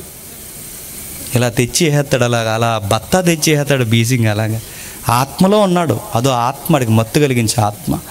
ఆ ఆత్మతో పోసేస్తాడు. అలాగే ఆడు ఉన్న pH పోద్దు, మనకి ఉంటుందా? మరి ఏ మంచినీళ్ళు మన తాతలను అడగండి, నూతి నీళ్ళు తాగేవారు ఎలా ఉండేవారండి? వాళ్ళు షుగర్లు ఉండేవి కాదు, బీపీలు ఉండేవి కాదు, నూతి నీళ్ళు తాగేవారు, ఫిట్గా ఉండేవారు. అంటే దేవుడు న్యాచురల్గా ఇచ్చిన వాటర్లు ఎప్పుడు pH బాగుంటుంది. మరి ఇప్పుడు ఎందుకు తాగట్లేదు నూతులు అంటే, మన ఊర్లో చాలా నుయ్యలతో వేశారు. ఏ నుయ్యలని అడగండి. అది ఈ నుయ్యలుగా ఆ నుయ్యలు తోడయ్యాయి గనక ఈ నుయ్యలు ఏమయ్యాయి, ఇందులో ఊరాయి. అందుకే మానేశారు, తాగరు. ఉన్న నుయ్యిని సెడగొట్టారు. ఇంకా మీరు చూడండి, నది నీళ్ళు తాగేవాళ్ళు చూడండి ఎంత బాగుండేవారు. నదులన్నీ ఏమయ్యాయి, వాడిన డ్రైనేజ్ వాటర్ అంతా అందులో కలుపుతున్నారు. అందుకే నదులు పోయాయి, బావులు పోయాయి. ఇప్పుడు ఒరిజినల్ వాటర్ ఎక్కడ దొరుకుతుంది అంటే, వర్షం నీరు దొరికేది, వర్షాలు కూడా కలుషితమయ్యాయి. ఎందుకంటే ఈ ఫ్యాక్టరీ పొగలు, చెత్త చెదారం, ఇదంతా దరిద్రాన్ని అంతా వదులుతుంది, మేఘాలు బట్టి అది కూడా కలుషితం అవుతుంది. మరి ఎక్కడ మనకి మంచి వాటర్ దొరుకుతుందంటే ఇప్పుడు ప్రజెంట్ అండి లెక్కలు తేల్చారు. నాకు నిజంగా గూస్ బంప్స్ వచ్చాయండి. ఆ వాటర్ ఎక్కడ దొరుకుతుంది? 9 pH, ఇంచుమించు 10 pH వరకు ఉండే వాటర్ ఎక్కడ దొరుకుతుంది అంటే, ఎక్కడైతే కలుషితం లేని వర్షం పడుతుంది అందులో 9 pH ఉంటుందట. నెక్స్ట్ మళ్ళీ భౌగోళికంగా ఎక్కడ ఉంటుంది వాటర్ అంటే, ఆగరు, తెలుసుగా ఆగరు, అబ్రహాం గారు చిన్నిల్లు తెలుసు కదా. ఆ ఆగర గారిని శారమ్మ గొడవ పెట్టుకుని బయటికి పంపించేస్తుందిగా. ఈ శారమ్మ గొడవ పెట్టుకుని బయటికి పంపించినప్పుడు ఆవిడ లబో అని ఏడుస్తుంది, నెత్తి కొట్టుకుని ఏడుస్తుంది. అయ్యో నా కాపురం ఇలా అయిపోయింది, నేను చచ్చిపోతాను, ఈ కొరగొడ దాహం అని ఏడుస్తాడు. ఆ ఏడ్చినప్పుడు దేవదూత దేవుడు పంపించి, ఆగరు, ఏడవకు, నీకు నీ బిడ్డకి ఇదిగో నీకు చక్కటి నీటి బొగ్గనిస్తున్నాను, అదిగో ఆ నీటి బొగ్గు దగ్గరికి వెళ్ళి తాగన్నారు. అప్పుడు వచ్చిన నీటి బొగ్గ ఇప్పుడుకి వస్తూనే ఉందండి, అది ఇప్పుడుకి వస్తూనే ఉంది. ఆ నీటి బొగ్గు చుట్టూ దేశాలు వెలసెళ్ళాయి. ఆ ఆగరికి ఇచ్చిన నీటి బొగ్గులో ఉందంట 9 pH. అది తాగితే ఎంతకాలం పోతారు చెప్పినా 120 బతుకుతారండి. కానీ మనం రానివారు అక్కడికి. అది వెళ్ళిపోతుంది అక్కడ అప్పు చప్పు చేసి వెళ్ళిపోతుంది. అంటే అక్కడ ఉంది 9 pH. కొన్ని ప్రాంతాల్లో సుమారు 5 ప్రాంతాల్లో అందులో నెంబర్ 1 ప్లేస్ ఆగరికి ఇచ్చినది. ఇప్పుడు చూడండి, వీళ్ళకి మంచి వాటర్ ఇస్తున్నాడండి. ఎవరికి చెప్పండి? చర్చికి వచ్చే వాళ్ళకి. హెల్త్, ఫిట్నెస్, ఉన్న పాటన ఎనర్జీ రావాలి అంటే మంచి వాటర్ కావాలి. మంచి అంటే రన్నింగ్లో ఎక్కువ హార్ట్ బీట్ ఎక్కువ అవుతుంది కదండి. రన్నింగ్లో హార్ట్ బీట్ ఎక్కువైనప్పుడు బ్లడ్ ఎలా ఉండాలి? చిక్కగా కూడా చచ్చిపోతాం, చిక్కగా ఉంటాయి, పల్చగా ఉండాలి. బ్లడ్ చక్కగా లూజుగా అటు ఇటు నరాల్లోకి వెళ్ళాలి అంటే బ్లడ్ పల్చగా ఉండాలి అంటే బ్లడ్లోకి మంచి వాటర్ వెళ్ళాలి. మంచి వాటర్ ఎప్పుడు వెళ్తుంది? ఇది వెళ్దో, నేను చెప్తున్నాను, ఎంత తాగినా వెళ్ళవి ఇవి. ఎందుకంటే నీరు బ్లడ్లో కలవాలి అంటే నీరు సూక్ష్మ బిందువులుగా విడిపోవాలి. సూక్ష్మ బిందువులుగా విడిపోతేనే నీరు ఎక్కువ తాగినోడికి పంపింగ్ బాగా జరుగుతుంది. నీళ్ళు తాగకుండా ఏయో తాగుతున్నోడికి పంపు ఆగిపోద్ది రోజు అంతే. చాలామందికి పంపులు ఎందుకు ఆగిపోతున్నాయి? నీళ్ళు తాగేయడం, మెక్కేయడమే గొడవ, ఎంచోపు మెక్కేయడమే. నీళ్ళు తాగాలి. ఆ నీళ్ళు తాగినప్పుడు వాటర్ బ్లడ్లో కలుస్తుంది. బ్లడ్ కలిసినప్పుడు ఆ లైన్స్ ఎప్పుడైతే మనకు కరెక్ట్గా నడుస్తుందో, బ్లడ్ కొడుతూ ఉంటుందో, మళ్ళీ ఎనర్జీ బీటింగ్ బాగుంటుంది. అందుకే ప్రభు ఏమిస్తున్నాడు తెలుసా? వాళ్ళకి మంచి నీరు ఇస్తున్నాడు. ఎందుకు? మళ్ళీ ప్రయాణం చేయాలి, వాళ్ళు ప్రయాణం చేస్తున్నారు. తొలకరి వాన, మంచి వర్షాలండి. ఆ జలమయముగా చేసి ఆ బాకా లోయలో తాగుతున్నారు. ఈ బాకాకు పేరుంది. అక్కడికి వచ్చేసరికి చాలా శ్రమ పడిపోతారు. అందుకే దానికి ఒక పేరు చెప్పిన శ్రమలోయ అంటారు, దాన్ని కష్టాల లోయ అంటారు. ఈ కష్టాల లోయ ఇక్కడికి వచ్చేసరికి సమాధానపు లోయగా దేవుడు మార్చేస్తాడండి. ఎందుకు? రండి, మీ కష్టాలన్నీ అక్కడే వదిలిరండి, నా మందిరం దగ్గరలోనే ఉంది, సేద తీరండి, రండి. వచ్చేస్తారు. నెక్స్ట్, వారు నానాటికి బలం పొందుతూ ప్రయాణము చేదురు, వారిలో ప్రతివాడు సియోనులో దేవుని సన్నిధిలో వాడు నానాటికి బలం పొందు. ప్రయాణం చేసే కొద్దీ అలసిపోవాలా? ప్రయాణం చేసే కొద్దీ బలం పొందాలి చెప్పండి. ప్రయాణం చేసి వచ్చిన వాళ్ళు ఎలా ఉంటారండి? మిమ్మల్ని అడుగుతాను చెప్పండి, ఏదైనా ఊరు వెళ్ళొచ్చారు, ఫంక్షన్కి వెళ్ళొస్తే మీ ముఖాలు ఎలా ఉంటాయి? ఎలా ఉంటాయి? డోగుపోయి ఉంటాయి. ఎలా ఉంటాయి? ప్రయాణం చేసి వచ్చిన వాళ్ళు చూసారా, అమ్మయ్యా అనుకుంటా స్నానం చేయంటే చేయరు. స్నానం చేయరు, ఆ కొంపుతో అలా తిరుగుతుంటారు, ఆ చెమట కొంపుతో స్నానం చేయంటే ఇప్పుడు పొద్దున్న చేస్తాను, పొద్దున్న చచ్చిపోతావు, పొద్దున్న చేస్తాను. నువ్వు స్నానం చేయరు కాబట్టి చేయడు, ఎందుకంటే అలసిపోతాడు. ప్రయాణంలో అలసిపోతారు అక్కడ వరకు. ఎందుకంటే బస్సులో కూర్చోండి అలసిపోతారు, బస్సు తోలకపోతే అలసిపోతాం, ఆటోలో కూర్చోండి అలసిపోతాం, బైక్ మీద కూర్చోండి అలసిపోతాం, ఈ ఊరు నుంచి ఆకుండా ఒక 2 గంటలు ప్రయాణం చేయండి అలసిపోతాం. వెళ్ళిన వెంటనే స్నానం, అలాంటి పనులు ఎట్టకి ఇప్పుడు అంటాము. స్నానాలు చెయ్యం ఏంటి? వాహనాల మీద వెళితేనే అలసిపోతే నడిచి వెళ్ళినాడు ఎంత అలసిపోవాలండి. కానీ చర్చికి నడిచి వస్తుంటే వాళ్ళు అలసిపోరట, అలసిపోనేవాడట. ఇంకొక మాట ఏంటి చెప్పనా, 40 సంవత్సరాలు నడిచాడు, అలసిపోనేవాళ్ళు, సొమ్మసలు అనేవాళ్ళు. ఆయనతో ఉంటే అలసట ఉండదండి, ఆయనతో ఉంటే రోగాలు ఉండవండి, ఆయనతో ఉంటే ఆయన చర్చిలో గడపాలన్న ఆశ ప్రీతి నీకుంటే ఫిట్నెస్ బాగుంటుంది. కిందికి చెప్తున్నాడు చూడండి, వారిలో ప్రతి వాడు దేవుణ్ణి అనుభవించాలనుకుంటారు. అనుకున్న ప్రతి ఒక్కడు దేవుని సన్నిధిని, దేవుణ్ణి చూస్తాడు, వీడు దేవుడికి కనబడతాడు, దేవుణ్ణి ఫీల్ అవుతారు, ఆ ఫీలింగ్లోకి వస్తారు. సైన్యములకు అధిపతి యెహోవా, దేవా నా ప్రార్థన ఆలకించు. ఇక్కడ జాగ్రత్త, ఇక్కడికి వచ్చేసరికి వెంటనే కీర్తన మార్చేశాడు. ఇక్కడ సింగులర్, నా దేవా నా మొర, నా దేవా నా మొర, నా దేవా మా మొర, నా మొర. నా అన్నాడంటే ఎవరో వ్యక్తి. ఇప్పటి వరకు యాత్రికులు, ఇప్పుడు సడన్గా వచ్చిన మారిపోయిందంటే వ్యక్తి. ఇప్పుడు ఇక్కడ ఈ వ్యక్తి ఎవరు అంటే ఇప్పటి వరకు ఎవరో ఫీలింగ్ రాశాడు. ఎవరు ఫీలింగ్? యాత్రికులు ఏం ఫీల్ అవుతారు చర్చకొచ్చేటప్పుడు ఆ ఫీలింగ్ రాశాడు. ఇప్పుడు సడన్గా నా అనే పదం వాడారంటే ఇప్పుడు వాళ్ళ ఫీలింగ్ కాదు, మా ఫీలింగ్. మా అంటే ఇక్కడ ఎవరు? నా అంటే ఇక్కడ ఎవరు? సైనికులు. సైనికులు అంటే ఎవరు? కోరాహు కుమారులు ఎక్కడున్నారు? గేటు దగ్గర డ్యూటీ చేస్తున్నారు. ఏ gate? Church gate. Church gate దగ్గర వీళ్ళు డ్యూటీ చేస్తూ వాళ్ళు ఏమని ఫీల్ అవుతున్నారు చూడండి. మా ప్రార్థన ఆలకింపుము యాకోబు దేవా, చెవియొగ్గుము దేవా, మా కేడమ, నీవు అభిషేకించిన వాని ముఖము రక్షింపుము. నీ ఆవరణములో ఒక దినము గడుపుట 1000 దినముల కంటే శ్రేష్టము. ఏమని మాట్లాడుతున్నాడు చూడండి. ఇప్పుడు సడన్ గా వీళ్ళు మాట్లాడుతున్నారు. ఏమని మాట్లాడుతున్నారంటే, దేవా మా ఫీల్ కూడా విన్ను. ఇప్పటి వరకు ప్రయాణికుల యొక్క మనసులో మాటలు చెప్పాం, ఇప్పుడు మా మనసులో మాట చెబుతున్నాం. మా యందు దృష్టించు, మా ప్రార్థనలు ఆలకించి. ఇంతకీ మీరు ఏం అడుగుతున్నారయ్యా అంటే ఆ కిందకి చెప్తున్నాడు చూడండి. నీవిచ్చిన ఈ డ్యూటీ, నీవిచ్చిన ఈ ప్లేస్లో అలా ఎప్పుడూ మాకు ఉండిపోవాలని ఉందయ్యా. మమ్మల్ని ఎప్పుడు తీయద్దు, మమ్మల్ని ఎప్పుడు పంపించొద్దు, మమ్మల్ని ఎప్పుడు ఇదిగో ఈ నీవిచ్చిన ఈ బాధ్యతనిచ్చి మమ్మల్ని ఎప్పుడు పక్కన పెట్టొద్దు. మేము కోరుకునేది ఇల్లు ఇవ్వమని అడగట్లేదు, కారు ఇవ్వమని అడగట్లేదు, మాకు కావాల్సిన డబ్బులు ఇవ్వమని అడగట్లేదు, పిల్లలు లేరని పిల్లల్ని ఇవ్వమని అడగట్లేదు. మేము ఏమడుగుతున్నాం చెప్పినా, నీ చర్చిలో, నీ మందిరంలో మాకంటూ ఒక బాధ్యత ఇచ్చావు, ఆ బాధ్యతలో ఎప్పుడు అలా ఉండేలాగా మమ్మల్ని దీవించవయ్యా అంటున్నారు. నేను మిమ్మల్ని అడుగుతున్నాను, చెప్పండి, చర్చిలో ఎవరైతే బాధ్యతలు వహిస్తున్నారో మీ అందరికీ గొప్ప దీవుని అండి చెప్పిన, దేవుడు మీకు ఇచ్చిన బాధ్యత గుర్తుపెట్టుకోండి. ఆ బాధ్యత మరిచి ఈ టైంలో ఎలక్షన్ దగ్గరకు వస్తున్నారు, జెండాల మీద తిరిగావో నీకు జెండా కప్పుతాడు, గుర్తుగా తెల్ల జెండా కప్పుతాడు, కంగారు పడకు. నీకు దేవుడు ఇచ్చాడు, చర్చ్ అనే ఒక బాధ్యత ఇచ్చాడు నీకు జెండాలతో పనేంటి? నీకు ఎలక్షన్లో పనేంటి?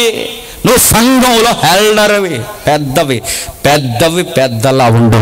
మరో దిక్కున మేకపోతూ పెద్ద రకాన్ని వ్యవహరిస్తానంటే పో అక్కడికే పో. ఇక్కడ గేటు దగ్గర డ్యూటీ అయినా, బరకాల మడతిట్టేదైనా, సందా పట్టేదైనా, పాత్ర పంచేదైనా, పాట పాడేదైనా ఇది గ్రేటెస్ట్ ప్రివిలేజ్. ఇది కాదని ఎక్కడికో పోయి సోది ప్రోగ్రాంలో ఉంటానంటే దేవుడు అంటాడు, రాయ్ అక్కడుండి ఇక్కడికి వచ్చి చంపుతానంటాడు, గుర్తుపెట్టుకో. ఆ సైనికుడికి అర్థమైంది చూడండి, ప్రభువా మాకు ఎక్కడో ఉండాలని లేదు, మాకు ప్యాలెస్లో ఉండాలని లేదు, అక్కడ రాజభవంతుల్లో ఉండాలని లేదు, అక్కడ ఆవరణాల్లో ఉండాలని లేదు, ఎక్కడ ఉండాలని లేదు, మా ఇంటికి పోవాలని కూడా మాకు లేదు. డ్యూటీ అయిపోతే ఎవడైనా ఇంటికి పోవాలని చూస్తాడు, రెస్ట్ తీసుకోవాలని చూస్తాడు. కానీ మా ఫీలింగ్ ప్రభువా, వన్ డే నీ చర్చిలో ఉంటే 1000 days నీ చర్చిలో ఉన్న ఫీలింగ్ ప్రభు మాకు. అప్పుడే చర్చ్ అయిపోయింది అనుకుంటాం, అప్పుడే వాక్యం అయిపోయింది అనుకుంటాం, అప్పుడే డ్యూటీ అయిపోయిందని ఫీల్ అయిపోతున్నాం. ప్రభువా మేము కోరుకునే ఒక మొక్కుంది ప్రభువా, ప్రార్థనకి జవాబు దయచే, నీ చర్చిలో మేము అలా ఉండిపోవాలి ప్రభువా అంటాడు. అలా ఉండిపోవాలన్నది ప్రభువా అని అడుగుతున్నాను. చర్చిలో దేవుడిచ్చిన బాధ్యతలు విలువ నీకు తెలుస్తుందని అడుగుతున్నాను నేను. ఇక్కడికి వచ్చి క్రిస్మస్ చేస్తావు, బయటికి పోయి మరొక ప్రోగ్రాం చేస్తావు, ఇక్కడికి వచ్చి దేవుడి కార్యక్రమాలు చేస్తావు, బయటికి పోయి పనికి మన లోక సంబంధమైన జెండాలు మోస్తావు. ఎవడరా నువ్వు అని అడుగుతాడు దేవుడికి. ఎవడరా నువ్వు అని అడుగుతాడు. నీలాంటోడికా, నీలాంటి వంకరోడికా, బాధ్యత లేనోడికా, ఒరే ఒక 10 రూపాయల పని నమ్మకంగా చేయలేని నీలాంటోడికి నా సంఘంలో నీకు బాధ్యత ఇచ్చాను, పోరా అని చెప్తాడు. గుర్తుపెట్టుకో, నీకు బలం ఇవ్వడు, నీకు సమాధానం ఇవ్వడు, నీ యాత్రలో ఆయన కావలివ్వడు. ఎందుకంటే నువ్వు ఆయన యాత్ర కొరకు రావట్లేదు, నీ సొంత యాత్రలో నువ్వు తిరుగుతున్నావు. నీ రాకపోకల్లో ఆయన కావాలి ఉంచడు, ఎందుకంటే ఆయన రాకపోకలు ఉన్నప్పుడు ఉంచుతాడు నీకు కావాలి. చాలా మంది చర్చి బాధ్యతలు తెలుస్తున్నాయి. ఎక్కడ తెలుస్తున్నాయండి? మా ఏరియాలో మొన్న ఏం చేశారో తెలుసా? పేరు చెప్పకూడదు, డీటెయిల్గా నన్ను అడగండి. మా ఏరియాలో కొంతమంది ఏం చేశారో తెలుసా? సరిగ్గా సండే టైంలో ఏదో ప్రోగ్రాం వచ్చింది లోక సంబంధమైనది, ఆ లోక సంబంధమైన ప్రోగ్రాం కొరకు మానేశారండి చర్చ్. నా ఒళ్ళు మండింది ఒకేసారి నాకు. ఒరే, చర్చ్ అనే స్థలంలో కూర్చోవాలి అంటే దేవుడు ఎంత ధన్యత ఇవ్వాలరా. వారమంతా కాచి కాపాడి సజీవుల లెక్కల్లో ఎందుకు కూర్చోడు చెప్పనా? ఒక గంట ఇక్కడికి వచ్చి కూర్చుంటావంట, ఆ గంటే పట్టుకెళ్ళి నువ్వు భోజనాల్లో పెట్టావంటే నిన్నేమనాలరా అంటాడు దేవుడు. గుర్తుపెట్టుకో, నిన్నేమనాలి? నీకు ఆదివారం ఎందుకు ఇచ్చాను? నిన్ను సోమవారం నుండి శనివారం వరకు ఎందుకు కాపాడాను? జెండాలు మోస్తావనా, స్లోగన్స్ చెప్తావనా, ప్లకార్డ్స్ పట్టుకుని తిరుగుతావనా, కులగజ్జల మీదేసుకుని లేని దరిద్రాన్ని తెచ్చి సంఘంలో కలిపే ప్రోగ్రామ్స్లో నువ్వు ఇన్వాల్వ్ అవుతావనా? నీకు అంత దురదగా ఉంటే వెళ్ళిపోకపోయావు అక్కడికి, నువ్వు కలెక్టర్ ఆఫీస్ మీద కూర్చోడానికి. నీకంత సొసైటీ పట్ల ఈ రిజర్వేషన్ గొడవ నీకు బాధ్యత ఉంటే పోకపోయావా? నీకెందుకు కులం చచ్చేవాడు? నీకెందుకు సంఘం? నీకెందుకు పెద్దరికం? నీకెందుకు పాట? నీకెందుకు సందా? నీకెందుకు పాత్రలో చెయ్యి? నీకెందుకు సంఘంలో ప్లేసు? నీ కొనిన వస్తువు ఎందుకు సంఘానికి దండగా? పొద్దు అవసరం లేదు. దేవుడు చెబుతున్నాడు చూడండి, వాళ్ళు ఫీల్ అవుతున్నారు, ప్రభా మాకు ఏమొద్దు ప్రభా, నీ ఆవరణములో ఒక్క దినము గడుపుట 1000 దినములు. సేవకులు చెబుతారు నిలబడి, చర్చి మానొద్దు, చర్చి మానొద్దు, చర్చి మానొద్దు, చర్చి మానొద్దు. ఆయన అలాగే చెప్తాడు. చుట్టాలు వస్తే మానేస్తారు అంతే. ఆ దరిద్రం పెట్టాలి, ఆదివారం వస్తారు ఇటో. మరి అలా చుట్టాలు వస్తే మానేస్తున్నామంటే చర్చి కన్నా నీ దృష్టిలో ఎవరు ఎక్కువ చెప్పు? చుట్టాలు ఎక్కువ. ఆదివారం పెళ్ళి వస్తే మానేస్తున్నావంటే నీ దృష్టిలో చర్చి కన్నా నీకేం ఎక్కువ చెప్పు? పెళ్ళి ఎక్కువ. నీకు ప్రయాణం ఉందంటే చర్చి మానేస్తున్నావు, నీ దృష్టిలో ప్రయాణమే ఎక్కువ చర్చి కన్నా. ఒక సోదిగాడు ఎవడో వచ్చి నేను ఎక్కడికో రమ్మంటే చర్చి మానేస్తామంటే నీకు సోదే ఎక్కువ. చెప్పు రే, నువ్వు వారంలో ఏ రోజన్నా పెట్టుకోరా పెళ్ళి, ఆదివారం పెట్టు. నువ్వు బిల్ గేట్స్ నన్న పిలువు కానీ నన్ను పిలవకరని చెప్పు. గుర్తుపెట్టుకో, చర్చికి పోవాలరా అని చెప్పు. ఆదివారం కాకుండా మీరు ఏ టైంలోనే పెట్టుకుని వస్తాను, కానీ సండే చర్చ్ డిస్టర్బ్ చేయకుండా. అంత బాధ్యత ఉందా మన చర్చి పట్ల? ఒక్క వారం మానేస్తే ఏమవుద్దండి? ఒక్క వారం మానేస్తేనా? ఒక్క వారం మానేస్తే ఏమవుద్దో తీర్పు దినం రాని చూపిస్తాడు, కంగారు పడకు. ఒక్క వారం మానేస్తే ఏమవుద్దంటే దేవుడు ఒక్కరోజు ఈయన కాపాడకపోతే ఏమవుద్దని వదిలేస్తే 3వ రోజుకి దినం పెట్టేస్తారు. అదే ఇక కాపాడుతున్నాడు నిన్ను. వాళ్ళకి చర్చిలకు తెలిసింది. వాళ్ళు అంటున్నారు, ప్రభా మాకు గ్రేట్ జాబ్ ఇచ్చావు, గ్రేట్ జాబ్ ఇచ్చావు. వీళ్ళ దగ్గరికి వెళ్ళి, ఇదిగో ఎలా రండి, మీరు గేట్ దగ్గర ఎన్నాళ్ళు డ్యూటీ చేస్తారు, కానీ మీకు పని చెప్తున్నాను, రాజుగారి గేటు ముందు డ్యూటీ చేయాలండి, వస్తారా? జీతాలు ఎక్కువ ఉంటాయి, రాయితీలు ఎక్కువ ఉంటాయి, సీఎం భోజనం పెడతారు, మీకు వస్తారా? అక్కడ డ్యూటీ చేస్తారా? ఇక్కడ చేస్తారు డ్యూటీ, అక్కడ చేస్తారా? పిఎఫ్లు ఉంటాయి, మీకు కావాల్సిన శాలరీస్ ఉంటాయి, ఎస్ఎల్ఆర్స్ ఉంటాయి. రిటైర్ అయిపోయిన తర్వాత మళ్ళీ మీకు గ్రాస్ ఉంటుంది, మీ పిల్లలకి మళ్ళీ జాబ్ కొనసాగుతుంది. ఎంత ఉందో డ్యూటీ. ఇక్కడ సెక్యూరిటీ చేసి కానీ అక్కడ సెక్యూరిటీ జాబ్ చేస్తారు, రండి వస్తారంటే వీళ్ళంటారట, మంచి జాబ్ సార్, సూపర్ సార్, కానీ ఒకటి సార్ మేము ఆ జాబ్ చేయం సార్ అంటారు. ఒరే రాజుగారి ఇంటి ముందు కాపలారా, గవర్నమెంట్ జాబ్ రా, పక్కా రిజర్వేషన్ రా, రండ్రా, మీ పిల్లలకి గవర్నమెంట్ ఉద్యోగం కొనసాగుతుందంటే రాము సారీ సార్, ఇంకెవరినైనా పిలుచుకోండి కానీ సండే ఎగ్గొట్టే ఈ జాబులు మాకు వద్దు సార్. ప్రౌడ్గా ఒక విషయం చెప్తాను మీకు. రాజమండ్రిలో 3-4 కోట్ల రూపాయలతో బిజినెస్ పెట్టారండి మా చర్చ్ మెంబర్స్. 3-4 కోట్లు బిర్యానీ సెంటర్. సార్ ఎవరైనా రాజమండ్రి వస్తే ఆ బిర్యానీ సెంటర్లో తినండి. జీసన్ అని చక్రధర, అంటే ఎముకలు ఇరిగిపోయే హాస్పిటల్, ఎముకలు ఇరిగిపోతే బాగు చేసే హాస్పిటల్ ఉంది, చక్రధర హాస్పిటల్ అని. హాస్పిటల్ పక్కన బిల్డింగ్ మీద ఉంటుంది. రెస్టారెంట్ నాదనుకోకండి, అక్కడ తినమన్నానండి. ఎందుకు చెప్తాను వినండి. వాళ్ళది 3-4 కోట్ల రూపాయల బిజినెస్ అండి వాళ్ళది. మొన్నే స్టార్ట్ చేశారు. రెస్టారెంట్ అంటే ఏ రోజు బాగా లాగుతుందండి? ఆదివారం, శనివారం పెట్టారు. అంతవరకు పూర్తవుతుంది. ఓ మాట అడిగాను నేను, ఇన్ని కోట్ల రూపాయల బిజినెస్ పెడుతున్నారు కదా, దేవుడు మిమ్మల్ని దీవించాడు, ఆదివారం మీరు ఏం చేస్తారని అడిగాను. చర్చికి వస్తారా, రెస్టారెంట్లో ఉంటారా?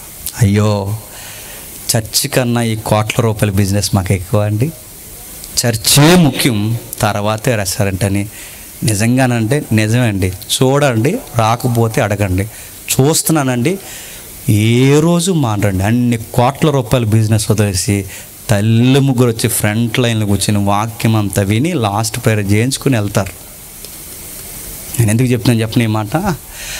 వాళ్ళకి కోట్ల రూపాయల బిజినెస్ కన్నా ఆ గంట టర్న్ ఓవర్, నేను ఓపెన్గా చెప్పొచ్చు లేదు కానీ గంట టర్న్ ఓవర్ 1-2 లక్షల బిజినెస్ జరుగుతుంది. ఆ ఒక్క గంటను అక్కడ పక్కన పడేసి చర్చిలో కూర్చుంటారు. ఎందుకు చెప్పిన, చర్చిలో గడపడం అనేది గ్రేటెస్ట్ ప్రివిలేజ్. గుర్తుపెట్టుకోండి. అర్థమైంది వాళ్ళకి, అర్థమైంది కనుక ఇప్పుడు చర్చి లేదు, మమ్మల్ని బయటికి పంపించేస్తున్నారు, ఇప్పుడు రెంట్కి చర్చి నడిపిస్తున్నాం, మాకు చర్చి లేదని మేము బాధపడుతుంటే మళ్ళీ వాళ్ళు ఏం చేస్తారు చెప్పనా? చర్చి లేదని బాధపడుకో మై డియర్ బ్రదర్ జేమ్స్, బాధపడుకో, నీకు విషయం చెప్తున్నాం. మేము ఎప్పుడో ఒక స్థలం కొన్నది, సుమారు 1-2 కోట్ల రూపాయల స్థలం నీకు రాసి ఇచ్చేస్తున్నా, చర్చి కట్టండి అన్నారు. చూసారా, చర్చి వాల్యూ అది. చర్చి విలువ ఎదిగారు కనుక ఈరోజు ఒక సామాన్యుల్ని ఇంత కోట్ల రూపాయల బిజినెస్, వాళ్ళ సామాన్యులు దేవుడికి ఇంత పెట్టుబడులు. చర్చి విలువ మనం ఎరిగితేనే, మళ్ళీ చెప్తున్నా అండి, నువ్వు చేసే చిన్న పనులు కూడా దేవుడు దీవిస్తాడు. నీకు 500 ఎక్కువ వస్తున్నాయంటే వారం మానేస్తావు నువ్వు చర్చి, ఇంకా 500 వస్తాయి. నీకు గుర్తుగా 500 ఇంక నీకు 500 వస్తాయి. నీకు 500 ఎక్కువ వస్తున్నాయంటే చర్చి మానేస్తావు. ఆ రోజు ఎవరన్నా కార్యక్రమం ఉందంటే మానేస్తావు. నీకు చర్చి విలువ తెలియదు, సభ విలువ తెలియదు, కార్యక్రమం విలువ తెలియదు, అసలు దేవుడి సన్నిధిలో గడపమంటే తెలియదు. అందుకే మన జీవితాలు ఎక్కడ వేసిన గొంగలి అక్కడే. వాళ్ళకి అర్థమైంది కోరా కుమారులు, సార్ మా ఉద్యోగాలు చేస్తున్నామన్న ఫీలింగ్ కన్నా, మాకు జీతాలు వస్తున్నాయన్న ఫీలింగ్ కన్నా నీ చర్చికి కాపలా కాస్తున్నాను చూసారా, ఆ ఫీల్ చాలు సార్, అంతకన్నా జీతం కన్నా ఎక్కువ అన్నారట. నేను ఈరోజు మీకు కంపేర్ చేసి చెప్తున్నాను. చర్చిలో ఎవరికైనా దేవుడు బాధ్యతలు ఇస్తే అంతకన్నా దాన్ని ఇంకేం లేదండి. దయచేసి ఎప్పుడు దాన్ని నెగ్లెక్ట్ చేయకండి. నీకు పాట పాడవారం ఇచ్చాడా, మంచిగా పాడు, బెస్ట్ పాడు. నీకు చక్కగా వాక్యం చదివి అలవాటు ఇచ్చాడా, చక్కగా వాక్యాన్ని చదువు. నీకు సంఘంలో ఎవరికైనా భోజనాలు వండిచ్చే పాత్ర ఇచ్చాడా, చక్కగా ఉండు, ఎలా పడతాలో వండుకు, బెస్ట్ ఉండు. నీకు సంఘంలో నలుగురు కలుపుకుపోయే గుణం ఇచ్చాడా, వచ్చేవాడిని రిసీవ్ చేసుకునే యాటిట్యూడ్ నీకుందా, బెస్ట్ వెల్కమ్ చెప్పు వాళ్ళకి. వచ్చిన వాడిని ఎలా కూర్చోబెట్టాలి, ఎలా మోటివేషన్ చేయాలన్న ఒక కలుపుకుపోయే ప్రేమ స్వభావం నీకు ఇచ్చాడా, చేయి. ఎందుకు ఇచ్చాడు చెప్పిన, దేవుడు నమ్మాడు, అరే ఇది నీకు బ్లెస్సింగ్ రా అని ఇచ్చాడు. ఆ బ్లెస్సింగ్స్ మనకు తెలియవండి. అందుకని అడుగుతున్నా అండి, సంఘానికి మళ్ళీ చెప్తున్నాను, సంఘం నాకేమిచ్చింది కాదు, సంఘానికి నేనేమిచ్చాను కాదు, సంఘము నాకు ఇచ్చింది, ఒక గొప్ప ప్లేస్ ఇచ్చింది నాకు, సంఘంలో ఉండే స్థలం ఇచ్చింది నాకు. మళ్ళీ రివర్స్ చెప్తున్నాను, సంఘం నాకేం చేసిందని కాదు, ఎప్పుడు ఏదో చేయాలి మనకి. 3 వారాలు వస్తాం, 4 వారాలు వస్తాం, 7 వారాలు వస్తాం, పని అవ్వకపోతే ఇంకో సంఘానికి పోతాం, అక్కడ ఇంకో 4 వారాలు వెళ్తాం, పని అవ్వకపోతే ఇంకో సంఘం, ఇంకా అక్కడ అవుతలేదు, ఇంకో వేరే దేవుడి దగ్గర అవుతుందంటే మనకు పని అవ్వాలి, ఆ దేవుడి దగ్గర కూడా పోతాం. పోమా, సిగ్గులు ఎక్కడ పోతాం మనం, పోమా. ఈ మొక్కులు వాడు కదట, ఆ మొక్కులు వాడంటే వెళ్ళిపోవా, రాయి మీద రాయి పెడితే కొడతారంటే వెళ్ళిపోతాం, రాయి ఎట్టు ఇయ్యాల్లో ఒప్పంటే వెళ్ళిపోతాం. వెళ్ళిపోమండి, వెళ్ళిపోతాం, మనకు పని అవ్వాలంతే. బయట వాళ్ళు మొక్కులు వాడు దేవుడు అని ఎలా చూస్తున్నారు, మన వాళ్ళు కూడా చర్చికి వచ్చి నాకు ఏమిస్తావు కదరా బాబు, నీకు ప్లేస్ ఇచ్చాడు చర్చిలో, ఒక సభ్యత్వాన్ని ఇచ్చాడు చర్చిలో, చక్కటి ఆరాధన ఇచ్చాడు, వాక్యం వినే ధన్యత ఇచ్చాడు. అదే వాళ్ళు అడుగుతున్నారు, 1000 దినాల గడిపినంత భాగ్యం ప్రభువా, నీ ద్వారము దగ్గర అలా పని చేయడం మాకు ఎంత ధన్యత, ఎంత ధన్యత అంటూ పోలుస్తున్నారు. చూడండి, దేవుడైన యెహోవా సూర్యుడును కేడమునై ఉన్నాడు. దేవుడైన యెహోవా సూర్యుడు కేడము. పై మాట, భక్తిహీన గుడారముల్లో నివసించుట కంటే దేవుని మందిర ద్వారం దగ్గర ఉండుట నాకు మీద. ద్వారం అంటే ఎందుకు చెప్పాను, ఎవరు ఆ డ్యూటీ ద్వారం దగ్గర, ద్వారం దగ్గర డ్యూటీ. వాళ్ళ ద్వారం అనే పదం ఎందుకు వాడాలంటే వాళ్ళ డ్యూటీ అది.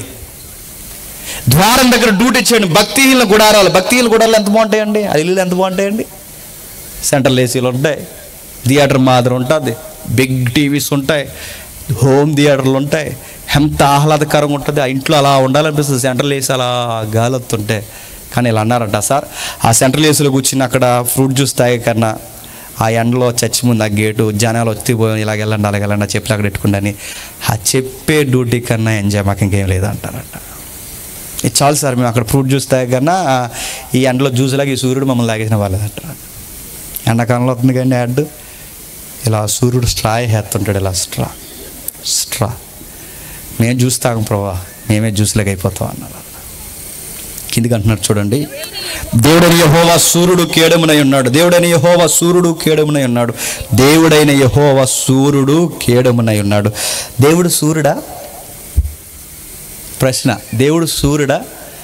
ఇలాంటి చదివేసి మన వాళ్ళు దండాలెట్టి బ్యాచ్ ఉన్నారు తెలుసా.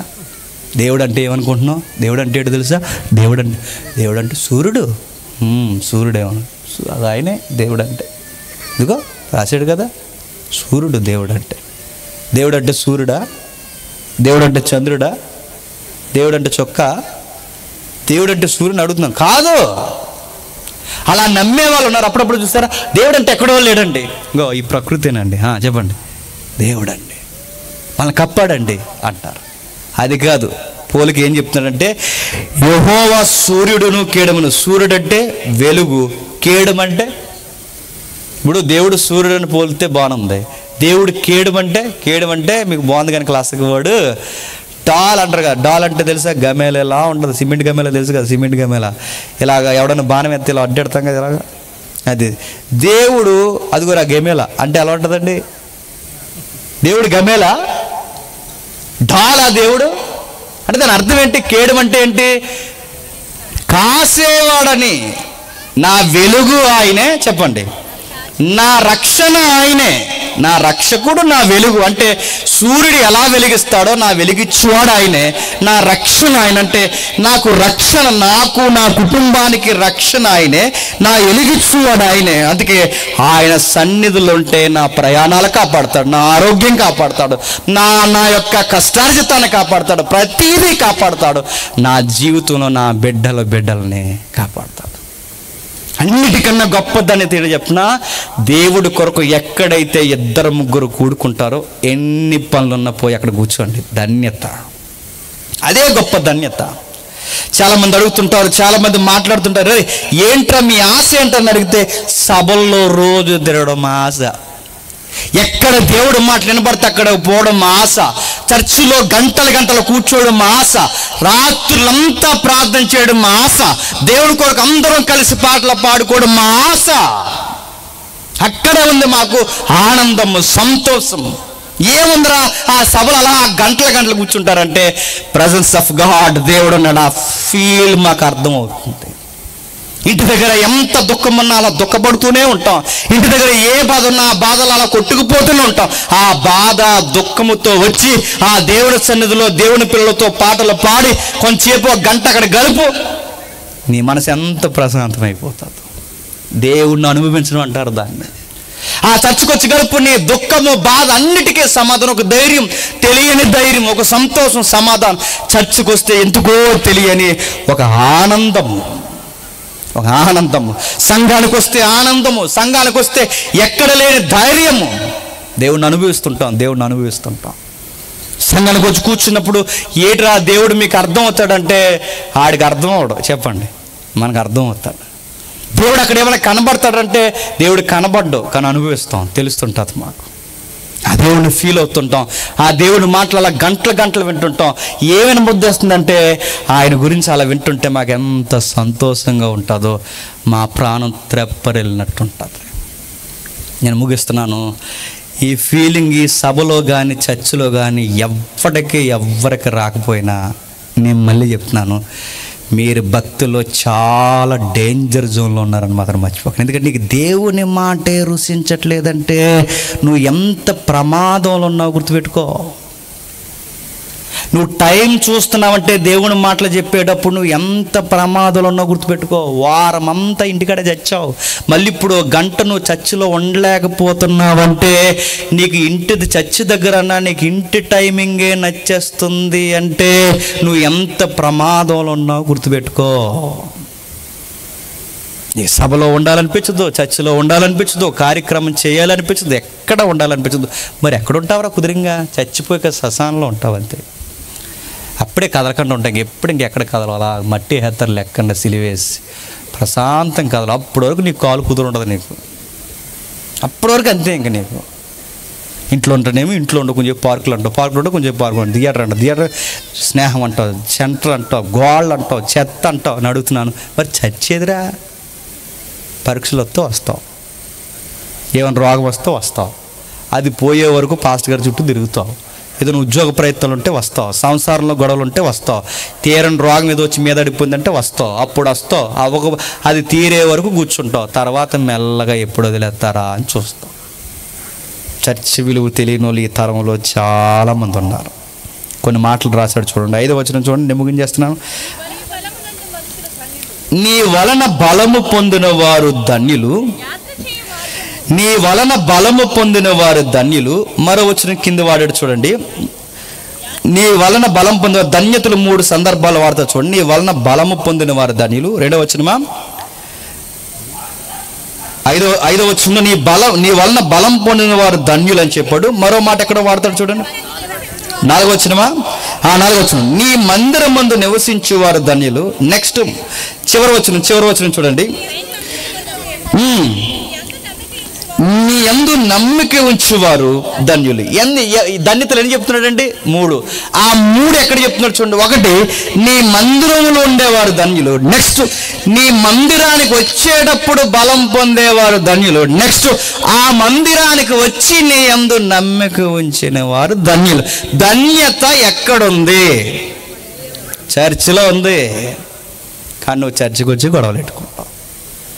ఈ మధ్య ఒక వీడియో చూశానండి, పాస్టర్ గారిని ఎవరో మరి ఆ పనికిమాలినోడు ఎవడో, ఏ ఊరో నాకు సరిగ్గా క్లారిటీ లేదు, అంత పొడవు ఉన్నారు పాస్టర్ గారు. ఆ పాస్టర్ గారిని మాట్లాడుతున్న మైక్ తీసి ఇక్కడ కొట్టేశారండి.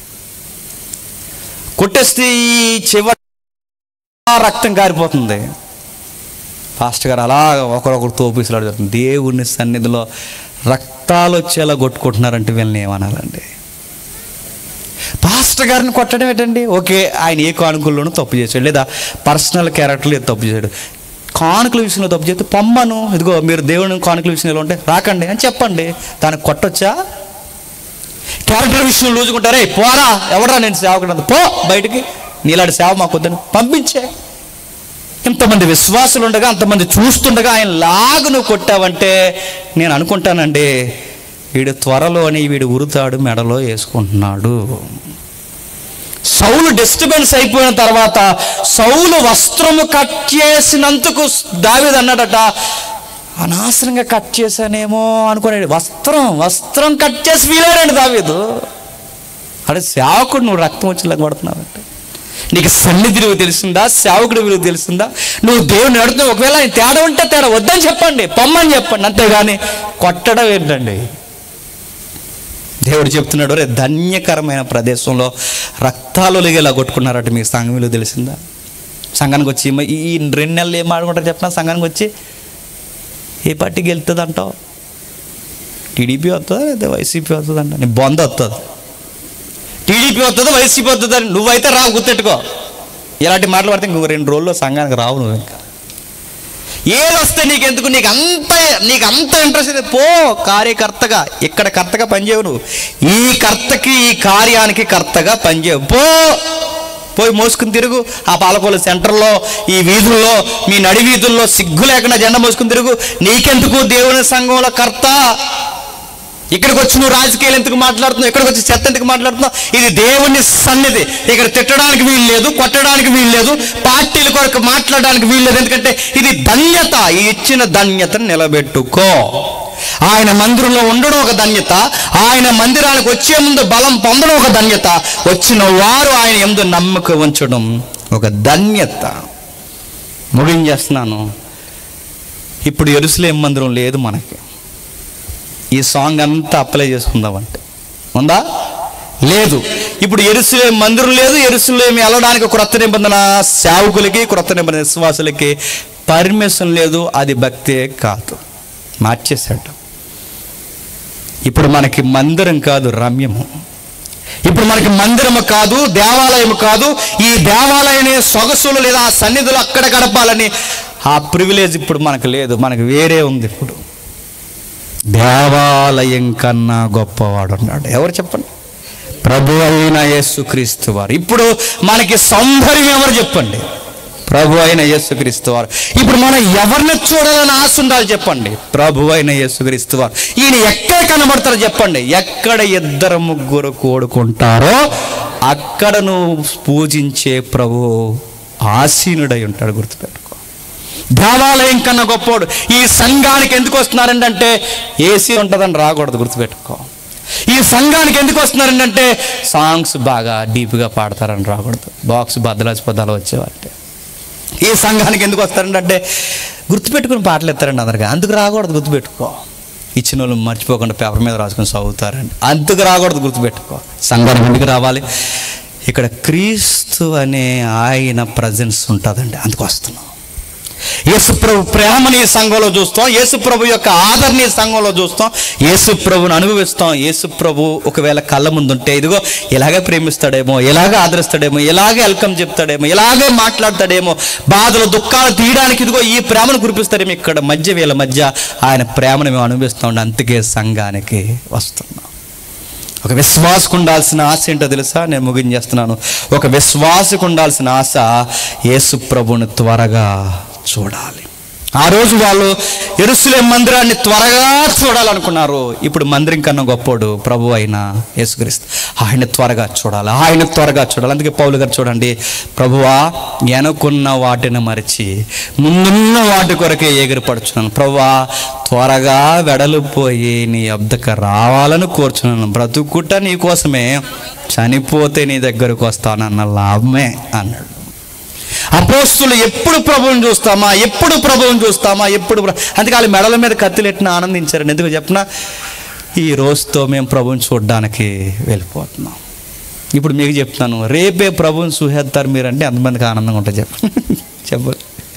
రేపే మీరు ప్రభువుని చూస్తారు, ధన్యత. రేపు ప్రభువుని చూస్తామంటే ఫీల్ అవుతావా?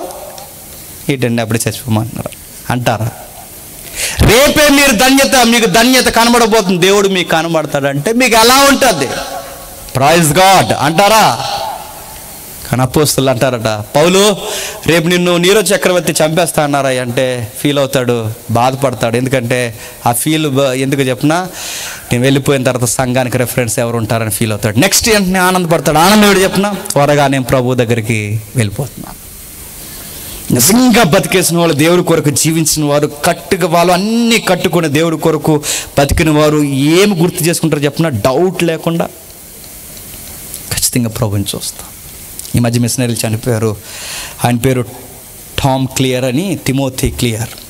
ఆయన చనిపోతే ఏమంటే చెప్పినా ఇంకా ఆయనకు అర్థమైపోయింది. సేవ చేస్తూ మంచం పట్టేశాడు. పిల్లలందరూ చుట్టూ వచ్చి ఏడుస్తున్నారు, నాన్నగారు ఎక్కువ కాలం బతకాలి, దైవజనులు లేవాలి, మళ్ళీ సేవ చేయాలని. దైవజనుడికి అర్థమైపోయింది. ఆయన ఏమన్నా తెలుసా?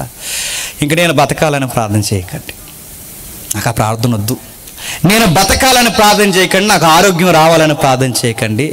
నేను వెళ్ళి ప్రభువుని త్వరగా ఈ మంచమే నుంచి వెళ్ళి చూడాలని ప్రార్థన చేయండి మై చిల్డ్రన్స్ అన్నాడు ఆయన. అది భక్తిని అనుభవించడం అంటే. నెక్స్ట్ మరో భక్తుడు చనిపోయాడు. ఆయన పేరు జార్జ్ వర్వర్. జార్జ్ వర్వర్ అంటే మీరు కొట్టండి గూగుల్లో, ప్రపంచానికి సువార్త చెప్పాలని ప్రపంచ పటాన్నే చొక్కావుగా చేసుకుని పటాన్నే చొక్కా వేసుకున్నాడు. సుమారు 50 సంవత్సరాలు ఎంతో సువార్త చేశాడు. మొన్నే 1 year బ్యాక్ చనిపోయారు ఆయన. ఆయన చనిపోతే ఏమాడు చెప్పిన, పిల్లలకు ఉత్తరాలు రాస్తూ మెసేజ్లు పెడుతూ ఇలా అన్నాడు, ఇంకా నా కోసం ప్రార్థన చేయకండి, నేను త్వరగా ప్రభుని చూడడానికి వెళ్ళిపోతున్నాను. ఆశతో ఆ రోజు ఆ యాత్రలో మందిరానికి వెళ్తామని వాళ్ళు ఫీల్ అయ్యారు. ఈరోజు మన యాత్ర ఇప్పుడు ఈ యెరూషలేముగా చెప్పండి, పరలోకపు సంబంధమైన యెరూషలేముకు పోతాం. అక్కడ ఎవరు ఉంటారంటే ప్రభు ఉంటాడు, ఆయన సన్నిధి ఉంటుంది. అక్కడ వెళ్ళిపోతాం, ఆయన రెక్కల చాటున మనం చెప్పండి సేద తీరుతాం. ఆశ ఉందా? ఆశ మీకు ఎవరికైనా ఆకాంక్ష మీ హృదయంలో ఉందా? ఉండాలి, ఉండాలి, ఉండాలి. పరలోకానికి వెళ్ళాలన్న ఆశ నీకుందో లేదో చెకింగ్ కూడా చెప్పనా, ముగించేస్తున్నాను. వీడికి పరలోకం వెళ్ళాలని ఆశ ఉంది, ఈమెకి పరలోకం వెళ్ళాలని ఆశ ఉంది, ఇతనికి పరలోకం వెళ్ళాలని ఆశ ఉంది, ఈ కుర్రగాడికి పరలోకం వెళ్ళాలని ఆశ ఉంది, దేవుడితో ఉండాలని ఆశ వీళ్ళకు ఉంది అనడానికి చెకింగ్ పాయింట్ ఒకటి చెప్పనా. పరలోకానికి గుర్తుగా, పరలోకంలో జరగబోయే ఆ వాతావరణానికి గుర్తుగా సాదృశ్యమైన గుర్తు భూమి మీద ఒక దిక్కున జరుగుతుంది. అది ఎక్కడ చెప్పండి? చర్చ్. పరలోకానికి సాదృశ్యం ఏంటి చెప్పండి? చర్చ్. అంటే ఈ చర్చిలో ఎవడైతే ఎక్కువ ఉండాలని ఇష్టపడతాడో చెప్పండి, ఈ సాదృశ్యంలో ఉండాలని ఇష్టపడిన వాడే రేపు అసలైన దృశ్యంలో ఉంటాడు.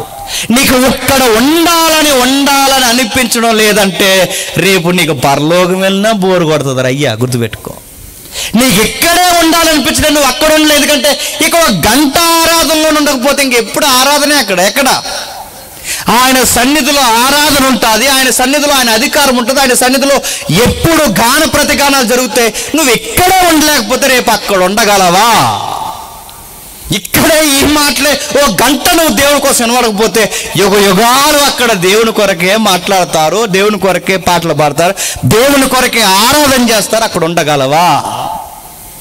పరలోకానికి ఎవరు వస్తారు చెప్పినా, చర్చికి ఎవరైతే ఆసక్తికి వచ్చి దేవా 1 దినం గడిపితే 1000 దినాలు గడిపినంత ఆనందం ఉందని ఎవడైతే ఆనందిస్తాడో చెప్పండి, వాడు పరలోకంలో ఆనందిస్తాడు. ఓ పాట ఉంటుంది మన ఆంధ్ర క్రైస్తవ కీర్తనలో, అప్పుడు భలే ఉంటుందండి, ప్రియ యేసురాజు అని. ఎంత బాగుంటుందండి ఆ పాట. ఆ పాటలో ఉన్న గోల్డెన్ వర్డ్స్ ఏంటో తెలుసా?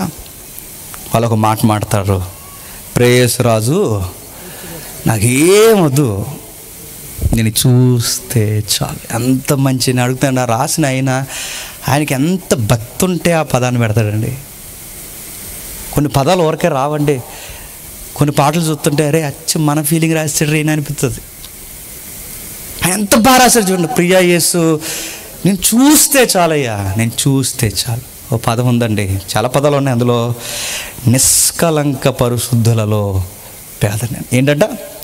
నిష్కలంక పరిశుద్ధుల్లో పేదనంటే దాని అర్థం ఏంటంటే, అబ్రహాము, ఇస్సాకు, యాకోబు ఇలా కలంకం లేని భక్తులందరూ ఉంటారు ప్రభువా. ఆ చివరిన ఒకటి గేటుగాడు ఉంటాడు, ఆడికి ఏ అర్హత ఉండదు, అందరూ లోపలికి వచ్చేస్తారు, ఆడొక్కడే గేటుగాడు అలా ఎగాదిగా చూస్తుంటాడు. దేవుడు అలా చూసి, ఏడ్రా నీ పని, నువ్వేమీ చేయలేదంటే, అవును ప్రభు అని దిగాలుగా చూసినప్పుడు, ఆ చివరి గేటు దగ్గర ఉన్నప్పుడు, ఇటు పరిశుద్ధులందరూ ఇటు నిలబడినప్పుడు, కలంకం లేని వాళ్ళు, కలంకమైన మనం అక్కడ నిలబడినప్పుడు, సర్లే ఇంకా అలా చూసే కానీ రా అని అలా గేటు తీసి లోపల మనం పడేస్తే వచ్చే పాటే ఆ నిష్కలంకమైన పరిస్థితుల్లో ఒక పేదోడిని నేను. అది ఫీలింగ్. ఎలా ఉండాలని పరలోకంలో ప్రభు సింహాసనం, ఎక్కడో సింహాసనం మీద ఉంటావు, ఆ సింహాసనం ఫస్ట్ లైన్ వరకు వద్దు కానీ ప్రభు, ఆ లాస్ట్లో ఆ గేట్ ఆర్న ప్లేస్ ఉన్నా ఆ పేదరికం ప్లేస్ చాలు ప్రభు అన్నాడట పాటలో. భక్తిలో ఫీల్ అయితే అలా ఉంటుందండి. ఆ చివరిలో లాస్ట్లో ఉంటుంది చాలు బ్రో, అందరితో కలిసి పాటపడతాను, అయిపోయింది ఇంకా నా జీవితంలో అమ్మయ్య లోపలడిపోయాను. అది ఫీలింగ్, గుర్తుపెట్టుకో. మీకు ఎప్పుడన్నా ఫీలింగ్ అనిపించిందా? నాకు అనిపిస్తుందండి. వెళ్తామంట పరలోకం మనం. ఆ వెళ్తే ఆ గీటాలు తీసి లోపల పడిపోతే చాలు, ఇంకేం వద్దండి. ఆ గీటాలు తీసి లోపల అలా పడేస్తే చాలు బ్రో. ఎందుకంటే ఇన్ని మీటింగ్లు చేస్తున్నావు జేమ్స్, నువ్వు వెళ్ళకపోతే ఎవరైనా మీటింగ్లు చేస్తే వెళ్ళిపోరు, గుర్తెట్టుకో. వాక్యాలు చెప్పేస్తే వెళ్ళిపోరు. ఆ కళంకం లేని భక్తుల్లో మనం ఉండాలి అంటే ఆయన దయ, ఆయన కృప అలా తీసుకెళ్ళి లోపల పడేసి ఎంత ఫీల్ అండి. కీర్తనకారుడు మాట్లాడుతూ అంటున్నాడు, అయ్యా ఒకరోజు నేను చూస్తాం. ఆ ఏడు వచ్చిన ఏమన్నా తెలుసా, ప్రతి వాడు సీయోనులో దేవుని సన్నిధిని కనబడు. ఎవడు కనబడతాడు? సీయోనులో దేవుని సన్నిధిలో ఎవడు కనబడతాడు? రాబోతున్న ఆ సీయోను పట్టణంలో ఎవరు కనబడతారు? ఆయన చూడాలి, ఆయన అనుభవించాలని ఎవడైతే ఆశ కలిగి ఉంటాడో ఖచ్చితంగా వాడు ఆ పరిశుద్ధుల గుంపుల్లో కనబడతాడు. ఆయన యందు నమ్మిక ఉంచిన వాడు ఖచ్చితంగా ఆయన మేలు చేస్తాడు. వాడిని విడవడు, ఎడబాయడు, కృపా ఘనతలు ఇచ్చి వాడిని ఎక్కడే ఇచ్చేస్తాడు. తీసుకెళ్ళి చెప్పండి, రారా అబ్బాయి ఈ గుంపులో జాయిన్ అయిపో అంటాడు. అంతే. నేను ముగించేస్తున్నాను.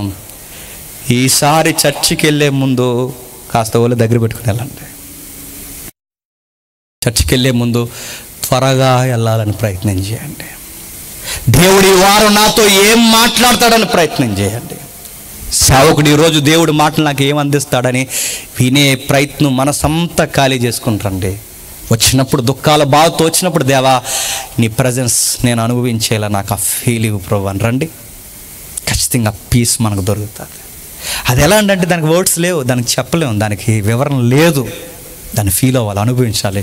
ఇక్కడ సేవకుడు నిలబడి వారం అంతా ప్రిపేర్ చేసిన వాక్యం అని చెప్తుంటే ఆ దేవుడి మాటలు నీ హృదయంలోకి అలా వెళ్ళిపోతే హృదయం ఎంత తేలికైపోతుందో తెలుసా? బరువులన్నీ తగ్గిపోతాయి, బాధలన్నీ తగ్గిపోతాయి, ఇబ్బందులన్నీ తగ్గిపోతాయి. ఆ గంటల చర్చిలో కూర్చుని అలా దేవుని పాడుకుంటే బయట కానీ ఏ పిచ్చలు ఎప్పుడు అలా పాటలు పాడుకుంటారు అనుకుంటారు బయట వాళ్ళు. కానీ మనకేంటి చెప్తున్నా, అలా పాటలు పాడుకుంటే హాయిగా ఉంటుంది. ఒకరితో ఒకరు స్వరం కలుపుతుంటే హాయిగా ఉంటుంది. ఆ మాటలు అలా వివరిస్తుంటే హాయిగా ఉంటుంది. క్రొత్త నిబంధన చెప్తుంది, త్వరగా నిన్ను మేము చూడాలి. ప్రకటన గ్రంథం ముగించేస్తూ ఏమన్నాడండి? ప్రకటన గ్రంథం ముగిస్తూ ఏమన్నాడు? ప్రభు అయిన క్రీస్తు త్వరగా రమ్ము అన్నాడు. భక్తుడు ఆశది. పౌలు ప్రభు నన్ను త్వరగా తీసుకెళ్ళిపో అన్నాడు. భక్తులందరూ వేలాడిపోతూ ప్రభు త్వరగా మమ్మల్ని తీసుకెళ్ళిపో. ఈ ఆశ నీకు రేగితేనే చెప్తున్నాను. రేపే నీ మరణం అని చెప్పిన డాక్టర్ గారు గుర్తుపెట్టుకో.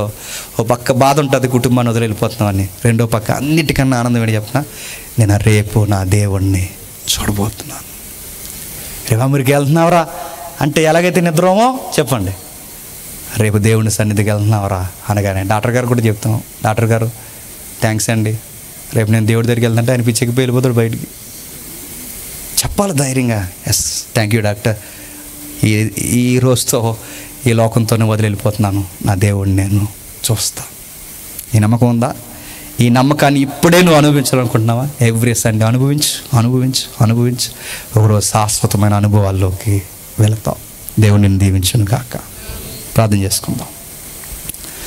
ప్రేమగల తండ్రి, కృపగల దేవ, చాలా లోతైన సంగతులు మాతో మాట్లాడారు తండ్రి. ఇవి పాటల బ్రతుకుకు నేర్పే పాఠాల అన్నంత తండ్రి నిగూఢమైన సత్యాలు రాశారు తండ్రి. ఇది పాటే కాదు తండ్రి, మనసు విప్పి మనసారా మీతో మాట్లాడుకునే ఆరాధన, భావజాలం, మా హృదయాలు కుమ్మరించుకుని చింపుకుని తండ్రి నీ యొక్క సహవాసం కొరకు ఏడ్చే తండ్రి చక్కటి మాటలు, బ్రతుకు పాఠాలు తండ్రి. సంఘం అంటే విలువ తెలియక గొడవలు పెట్టుకునే వాళ్ళు ఎక్కువైపోయారు. పదవుల కొరకు, పేర్లు కొరకు, పాంప్లెట్ మీద తండ్రి పేర్లు కొరకు, పొగడ్తల కొరకు, ఇలాంటి సభలు జరిగినప్పుడు మమ్మల్ని ఎందుకు ఏదికి ఎక్కించలేదన్న తండ్రి డంబాల కొరకు ఇలాంటివి మాట్లాడుకునేవి ఎక్కువైపోయారు. కానీ తండ్రి సభలో ఈరోజు నేను దేవుడిని అనుభవించాను, చర్చిలో దేవుడిని నేను అనుభవించాననే మాటలు కరువైపోయాయి తండ్రి. అవి బైబిల్ పాటలకే పరిమితం అయిపోయాయి దేవా. మమ్మల్ని రేపారు. ఈ మొదటి రోజు తండ్రి మాతో మాట్లాడారు తండ్రి. మీ పిల్లలకి మీ సన్నిధి విలువ నేర్పించారు. ఎవరో రేపటి దినాన తండ్రి సంఘానికి పోతున్నప్పుడు దైవజన్ను బట్టి కానీ తండ్రి, ఆరాధనను బట్టి కానీ తండ్రి, ఏ విషయాన్ని చూసి రాక కేవలం దేవుడు అక్కడ ఉంటాడు అని రావడానికి మాత్రమే వారి మనసును రేపండి తండ్రి. ఆ సమయానికి ఎన్ని పనులు ఆటంకంగా ఉన్నా, ఎన్ని విషయాలు ఆటంకంగా ఉన్నా అన్నీ వదిలి మీ సన్నిధిలో గడపడానికి తండ్రి వారు రావడానికి సహాయం అనుగ్రహిస్తారని కోరుతున్నాం. సంఘ విలువ నేర్పించినందుకు మీకు వెనలేని స్తుతులు స్తోత్రములు తెలియజేస్తున్నాం తండ్రి. ఈరోజు ఈ సభలు ఇలా నిలబడి మాట్లాడినందుకు ఎంతకన్నా ధన్యత మాకు ఏం కావాలి తండ్రి. ఇవి కోట్ల రూపాయలు ఇచ్చినా రాని ధన్యత దేవా. ఈ మాటలు వినగలిగే ధన్యత మాకు ఇచ్చారు, చెప్పగలిగే ధన్యత ఇచ్చారు. మీ పిల్లలతో కలిసి పాటలు పాడుకునే ధన్యత మాకు అనుగ్రహించారు తండ్రి. సజీవుల లెక్కల్లో మమ్మల్ని ఈ మాటల కొరకు నిలబెట్టారు తండ్రి. ఎవడో రేపు మా మరణం వస్తే ఈ సారమును తండ్రి మా గుండెల్లో చూపించుకొని మేము రేపే దేవుడిని చూడబోతున్నామన్న కంకణంతో తండ్రి బ్రతకడానికి సహాయం అనుగ్రహించండి. స్థానిక దైవజనుల్ని, పెద్దల్ని, వేదిక మీద ఉన్న పెద్దల్ని అందరినీ దీవించండి తండ్రి. ఈ సభకి కారకులైన సహోదరుణ్ణి, ఆయన యొక్క బృందాన్ని కూడా తండ్రి మీరు కాచి కాపాడండి. మమ్మల్ని హేళన చేసి మా చెడ్డ మాటలు పలికే మా శత్రువులు ఎవరైనా ఉంటే తండ్రి వారిని క్షమిస్తారని కోరుతూ ఈ బిడ్డలందరినీ మీ చేతులకు అప్పగిస్తూ, సంగీతాన్ని వాయిస్తున్న తండ్రి ఎవరైతే తమ్ముళ్ళు ఉన్నారో వారిని, వారి కుటుంబాలను కాపాడండి. పాటలు పాడిన తల్లుల్ని, చెల్లెల్ని, తమ్ముళ్ళని అందరినీ తండ్రి మీరు ఆదరిస్తారు కోరుతూ క్రీస్తున్నాం నీ ప్రార్థన సమర్పిస్తున్నాం తండ్రి. ఆమేన్, ఆమేన్, ఆమేన్. సరే.